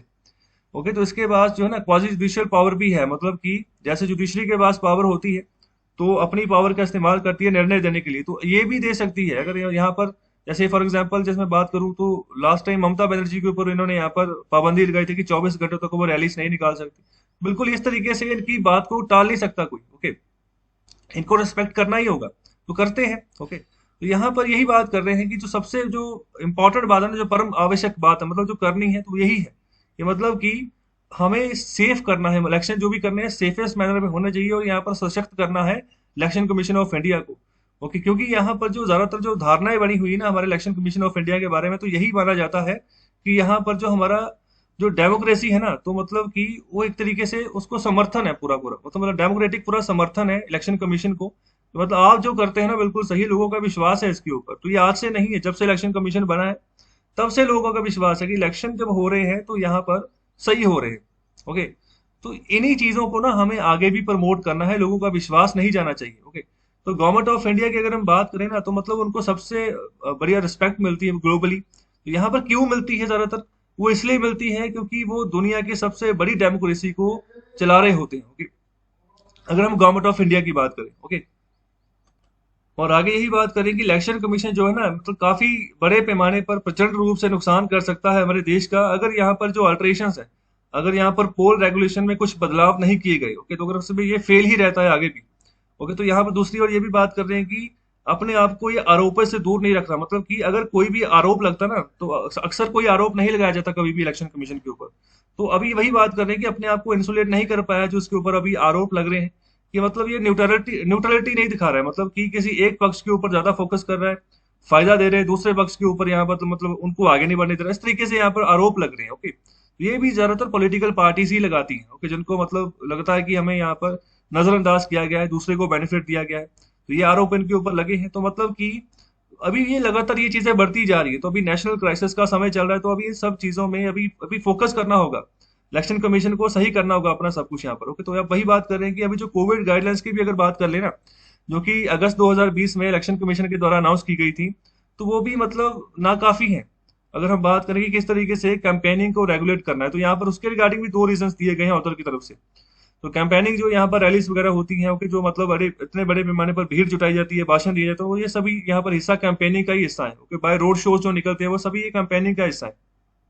ओके, तो वही बात कर रहे हैं कि किन दो रीजंस के चलते ये नाकाफी है, ये जो गाइडलाइंस है। तो पहली बात यहाँ पर कर रहे हैं कि जो रूल्स यहाँ पर बनाए गए हैं, तो यहाँ पर पहली बात तो यहाँ पर इंस्ट्रक्शंस के फ्रेमवर्क के तौर पर बने हैं, तो वो भी यहाँ पर कहाँ से ली गई, जैसे यहाँ पर होम मिनिस्ट्री की बात करें, दूसरा health and family welfare ministries की बात करें, कि पीरियडिकली मतलब ये ना निकालते रहते हैं ऐसे रूल्स, मतलब किसके तहत, under the disaster management act 2005। Okay, तो यहाँ पर इलेक्शन कमीशन को जिस तरीके से मतलब कारक बनना चाहिए था, मतलब एज फैक्टर के रूप में आगे बढ़ना चाहिए, तो मतलब उस तरीके से इन कोविड इलेक्शंस में वो आगे नहीं बढ़ा था, जिसके चलते यहाँ पर जो पॉलिटिकल लीडर्स थे, तो उन्होंने यहाँ पर पूरी कोशिश की, मतलब कि जैसे पाइप पे चढ़ रहे, मतलब कि अगर तुमने इतनी रैलीज निकाली तो मैं भी निकालूंगा। ओके, तो मतलब इस तरीके से एक के पीछे दूसरा लगा हुआ है कि मतलब बढ़ चढ़कर यहाँ पर काम करो, किसी को कोई लेना देना नहीं है कि मतलब कोई यहाँ पर कोई कोविड अप्रोप्रिएट बिहेवियर भी हमने यूज करना है। अगर रैलीज निकाले हैं तो यहाँ पर जो है जो सोशल डिस्टेंसिंग का नॉर्म फॉलो करना है या मास्क फॉलो करना है, तो बिल्कुल ऐसे ही चला जा रहा है। ओके, बिना किसी मास्क के रैलीज वगैरह निकल रही है, तो ये इलेक्शन कमीशन को यहाँ पर रिस्पॉन्सिबल ठहराया जा रहा है, तो मतलब सही तरीके से काम नहीं कर पाया। और दूसरी यहाँ पर जो बात कर रहे हैं वो कह रहे हैं कि जब भी यहाँ पर वायलेशन होता है, मतलब कि जब रूल्स को नहीं माना जाता है, ओके, गाइडलाइंस को नहीं माना जाता, तो उस समय भी इलेक्शन कमीशन जो है ना, वो ज्यादातर राज्य सरकारों के ऊपर ही नजर रखता है कि क्या कोई दंडात्मक कार्रवाई जो है वो की जा रही है या नहीं। ओके, तो अभी अगर कैंडिडेट्स की बात करें, तो जो कैंडिडेट एक्टिविस्ट होते हैं, मतलब जो वायलेट कर रहे हैं, या फिर जो वोटर्स होते हैं जो कि अभी लायबल, जो कि मतलब लायबल है किसके तहत, डिजास्टर मैनेजमेंट एक्ट के तहत, तो अगर यहाँ पर उनका नॉन कॉम्प्लायंस पाया जाता है, मतलब कि वो गाइडलाइंस की अवमानना कर रहे हैं, अनुपालना नहीं कर रहे, तो उस समय फिर उनके ऊपर कार्रवाई की जाती है। तो यहाँ पर इसी ज्यादातर स्टेट गवर्नमेंट्स के ऊपर ही नजर रखता है कि इन मामले की मतलब कि प्रिवेंटिव एक्शन होगा, तो यहाँ पर स्टेट गवर्नमेंट्स काम करेगी। तो यहाँ पर ये दूसरी बात कह रहे हैं। ओके, और अभी आगे बात कर रहे हैं कि जो जब भी यहाँ पर गाइडलाइंस इशू की जाती है ना, मतलब कि पोलिंग के लिए या फिर काउंटिंग प्रोसेसेस के लिए, तो यहाँ पर उसके दायरे में भी जो इलेक्शन कमीशन है, तो मतलब उसमें भी ये एंटिसिपेट नहीं कर पाया कि जैसे कोई भी पार्टी जो है या फिर जो कैंडिडेट जो है ना, मतलब कि वो किसी ना किसी तरीके से एफर्ट्स करे कि कैसे जो कोविड-19 के प्रोटोकॉल जो है उनको फॉलो किया जा सके, लेकिन यहाँ पर इस रिगार्डिंग भी इसी फेल हो गया, इलेक्शन कमीशन काम नहीं कर पाया। ओके, कि मतलब कि ये बता पाए लोगों को कि मतलब आपने इकट्ठा नहीं होना है, पार्टीज को मतलब ये चीज जो है ना पता चले कि मतलब आपने इतने बड़े पैमाने पर जो भीड़ को इकट्ठा नहीं करना है, बीमारी फैली हुई है, तो यहाँ पर नुकसान हो सकता है। और इसी के चलते जो यहाँ पर पॉलिटिकल पार्टीज थी, तो उन्होंने यहाँ पर बड़ी बड़ी रैलियां की, ओके, रोड शोज वगैरह किए। तो यहाँ पर अगर हम बात करें ना पॉलिटिकल पार्टीज की भी, तो मतलब जो पॉलिटिकल लीडर्स थे, खासतौर पर बड़े बड़े लीडर्स, तो उनके द्वारा भी यहाँ पर सलाह नहीं दी गई अपनी ऑडियंसेस को कि मतलब आप कोविड अप्रोप्रिएट जो प्रोटोकॉल्स है, जो बिहेवियर, उसको फॉलो अप करके चले, मास्क वगैरह पहन के चले। तो वो भी मतलब ना खुश थे, मतलब सेटिस्फेक्शन उनको उनके मन में नजर आ रही थी कि हमने ज्यादा से ज्यादा यहाँ पर लोगों को बड़े पैमाने पर इकट्ठा कर लिया है। ओके, तो यहाँ पर एक और यहाँ पर फुल ब्लो है पैंडेमिक का, दूसरी और मतलब ये देख रहे हैं कि कितनी भीड़ जो है ना कोई पार्टी इकट्ठा कर ले ज्यादा से ज्यादा, जितनी यहाँ पर कोई भीड़ जो भीड़ इकट्ठी कर ली जाती है किसी पार्टी के द्वारा, तो उतना कहा जाता है कि यह पार्टी जो है ना काफी मजबूत दिख रही है, हो सकता है कि यही सत्ता में आ जाए। तो मतलब ये इस तरीके से इनकी ना जो होता है ना कि पावर दिखानी, तो वो भी इस तरीके से दिखाते हैं कि हमें बहुत बड़ी सपोर्ट है कि हमारी ही सरकार आ जाएगी। तो इस तरीके से इनके भी ये टैक्टिक्स होते हैं। तो लेकिन इनको जो चाहिए था काम करना कि यहाँ पर कोविड प्रोटोकॉल्स को फॉलो करें, इसके बारे में भी यहाँ पर एडवाइस करते हैं लोगों को, तो मतलब किसी ने नहीं किया ये। ओके, तो यहाँ पर वही बात कर रहे हैं कि अगर हेल्थ रिस्क को यहाँ पर मिनिमाइज करना है इलेक्शंस के दौरान, तो यहाँ पर ना जो रिमोट कैंपेनिंग है, तो वो वाला रास्ता हम बना सकते हैं। इसके अलावा जो ऑनलाइन वोटिंग है, तो ये भी यहाँ पर इसके भी सजेशन दिए जा रहे हैं। तो ये मतलब एक तरीके से सोल्यूशन बता रहे हैं कि ऑनलाइन वोटिंग भी हम करवा सकते हैं। और जो अगर रिमोट कैंपेनिंग, मतलब कि जैसे एक स्क्रीन लगी, स्क्रीन के मतलब सामने जो है ना, जो भी वोटर होगा उसके सामने बातें आ जाएंगी, जो भी जिस लीडर ने करनी होगी। तो यहाँ पर फिजिकली विजिट करने की जरूरत नहीं। लेकिन यहाँ पर इसका भी ड्रॉबैक है। तो इसका ड्रॉबैक इस तरीके, मतलब जो भारत की जो सिचुएशन है ना, जो सोशो इकोनॉमिक सिचुएशन है, तो वहां पर बहुत सारी असमानताएं, मतलब कि कुछ आबादी यहाँ पर जो ना लिटरेट है, कुछ नहीं लिटरेट है। और यहाँ पर डिजिटल इनएडिक्वेसी, यहाँ पर इनएडिक्वेसी भी है। कहने का मतलब कि पर्याप्त मात्रा में डिजिटल जो यहाँ पर संसाधन है, डिवाइसेस, तो वो भी नहीं है सबके पास। तो ये भी यहाँ पर रीजन है कि मतलब हम यहाँ पर रिमोट वोटिंग नहीं कर सकते। तो कोई ऐसा गरीब राज्य हो, तो वहां पर अगर हम करें कि हम रिमोट वोटिंग करवा दें, तो ओके, तो उनको प्राप्त यहाँ पर लिटरेट होना पड़ेगा कि कैसे यहाँ पर डिवाइसेस को यूज करना है। तो यहाँ पर दूसरी बात यही बात करें कि अन्याय जैसा माहौल बन जाएगा अगर हम यहाँ पर ऐसी कोई यहाँ पर टर्म फॉलो करके चलते हैं। ओके, तो इसके चलते यहाँ पर इस ऐसी टर्म्स को अभी नहीं सामने रखा जा रहा है, इसको साइड पे रखा जा रहा है कि पहले लिटरेसी लेवल तो बढ़े, तो यहाँ पर जो डिजिटल लिटरेसी वो तो बढ़े। ओके, तो सबसे पहले तो ये अभी क्या बात कर रहे हैं, सोल्यूशन क्या है, तो ये कह रहे हैं कि पहले तो यहाँ पर जो स्टेट इलेक्शन जो हो रहे हैं ना, पहले इनके राउंड सेटल होने दो, मतलब खत्म होने दो इलेक्शन। उसके बाद जो नई सरकारें जब बनती हैं, ओके, तो जो सरकारें बनने के बाद ना उस समय फिर इलेक्शन कमीशन को अभी ना कुछ कंसल्टेशंस को इनिशिएट करना चाहिए, मतलब किसके जिसके रिगार्डिंग की जो यहाँ पर गाइडलाइंस है ना कैंडिडेट्स और पार्टीज के लिए, उसको और टाइट किया जाए।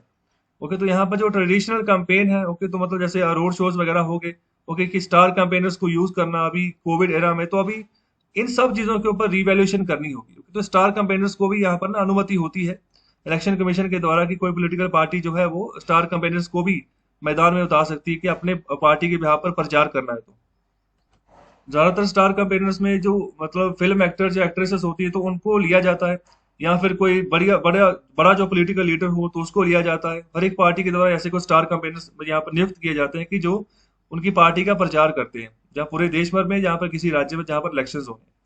तो यहाँ पर बात करें जो बेसिक पर्पस होता है कंपेनी का, तो यहाँ पर उसका मतलब यह होता है कि मतलब पॉलिटिकल मैसेज जो है ना पार्टीज का, उसको कन्वे करना है अपने कैंडिडेट्स की ओर कि हम यहाँ पर ये चीज आपको देंगे जो सब सत्ता में आएंगे, मतलब अपनी बातें रखते हैं वो। तो यहाँ पर वही बात कर रहे हैं कि मतलब अभी जो फन हो रहा है ना, तो अभी इलेक्शंस में इनको अभी दूर करो। ओके, तो एक तरीके से ना मतलब ये भी फेस्टिवल्स के तौर पर ये काम शुरू हो जाता है। ओके, मतलब लोग आते हैं, ओके, तो मतलब वहां पर सुनते हैं, तो मतलब कोई अपने ही यहाँ पर बातें रख के जाते हैं। ओके, तो बहुत सारा सिनेरियो बनता है जब रैलीज होती है एक्चुअल मायने में। ओके, तो यहाँ पर इसके ऊपर पॉज बटन की बात करें कि इसके ऊपर पॉज बटन आप लगा दो।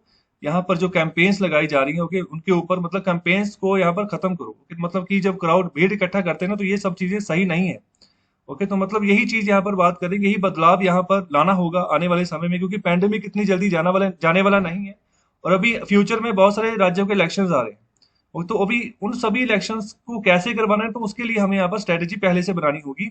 तो यहाँ पर पहली बात तो ये कर रहे हैं कि इलेक्शन कमीशन को अपने आप को यहाँ पर इंसुलेट करना होगा, अपने आप को। अभी जैसे उनके ऊपर यहाँ पर आरोप लग रहे हैं कि ये मतलब पक्षपात कर रहे हैं, चार्जेस लगे हैं इनके ऊपर कि किसी पर्टिकुलर पार्टी के बारे में ये ज्यादा यहाँ पर उनको जो है ना ढील दे रहे हैं और किसी को नहीं दे रहे हैं। ओके, तो यहाँ पर ये डेमोक्रेसी को अगर सही तरीके से काम करवाना है, डेमोक्रेसी सही तरीके से चले, ओके, तो ये मतलब वो भी बहुत बड़ा चैलेंज होता है। लेकिन अगर लोगों को मतलब सेफ रखना है, तो हेल्दी रखना है, तो जैसे वो एक बड़ा चैलेंज, बिल्कुल डेमोक्रेसी सही तरीके से काम करे तो वो भी एक बड़ा चैलेंज है, जिसको कि इलेक्शन कमीशन ऑफ इंडिया को सही तरीके से यहाँ पर जो है ना परस्यू करना होगा, सही तरीके से मैनेज करना होगा। और अभी बात करते हैं आज के इकोनॉमिक कंसेप्ट के बारे में। तो आज का जो टॉपिक है वो है क्राउडिंग आउट इफेक्ट। तो इसका मतलब है एक ऐसा कंसेप्ट पब्लिक फाइनेंस का जिसमें जो गवर्नमेंट का खर्चा जब बढ़ता जाता है ना, तो उसके चलते यहाँ पर जब इम्पैक्ट पड़ना शुरू हो जाता है प्राइवेट सेक्टर एक्सपेंडिचर के ऊपर, मतलब कि वो कम होना शुरू हो जाए, तो इससे ऐसे सिनेरियो को हम बोलते हैं कि यहाँ पर क्राउडिंग आउट इफेक्ट जो है ना वो लगना शुरू हो गया है किसी भी इकोनॉमी में। तो फॉर एग्जाम्पल अगर मैं किसी यहाँ पर किसी प्रोडक्ट की एग्जाम्पल लेता हूँ, जैसे बिस्किट की एग्जाम्पल लेता हूँ, तो यहाँ पर सरकार कह रही कि मैं खर्चा करूंगी। जब सरकार ही सारा खर्चा करना शुरू कर देगी ना, तो मतलब वही सप्लाई भेजेगी आगे डिमांड की पूर्ति के लिए, तो ऑटोमेटिकली यहाँ पर वो चीजें ज्यादा सस्ती होंगी क्योंकि सरकार काम कर रही है वहां पर। तो फिर जो यहाँ पर जो दूसरी और जो प्राइवेट सेक्टर, वहां पर इन्वेस्टमेंट, वहां पर खर्चा होना धीरे धीरे ऑटोमेटिकली कम हो जाएगा। ओके, तो इस तरीके का जब सिनेरियो बनता है इसको हम बोलते हैं क्राउडिंग आउट इफेक्ट। तो कैसा लगा आपको लेक्चर? अपना फीडबैक जरूर दें, और जो मैंने क्वेश्चंस पूछे हैं उनका आंसर जरूर दिया करें। ओके, तो शेयर करें इस लेक्चर को ज्यादा से ज्यादा, चैनल को सब्सक्राइब करें, लाइक करें। बहुत बहुत शुक्रिया, धन्यवाद।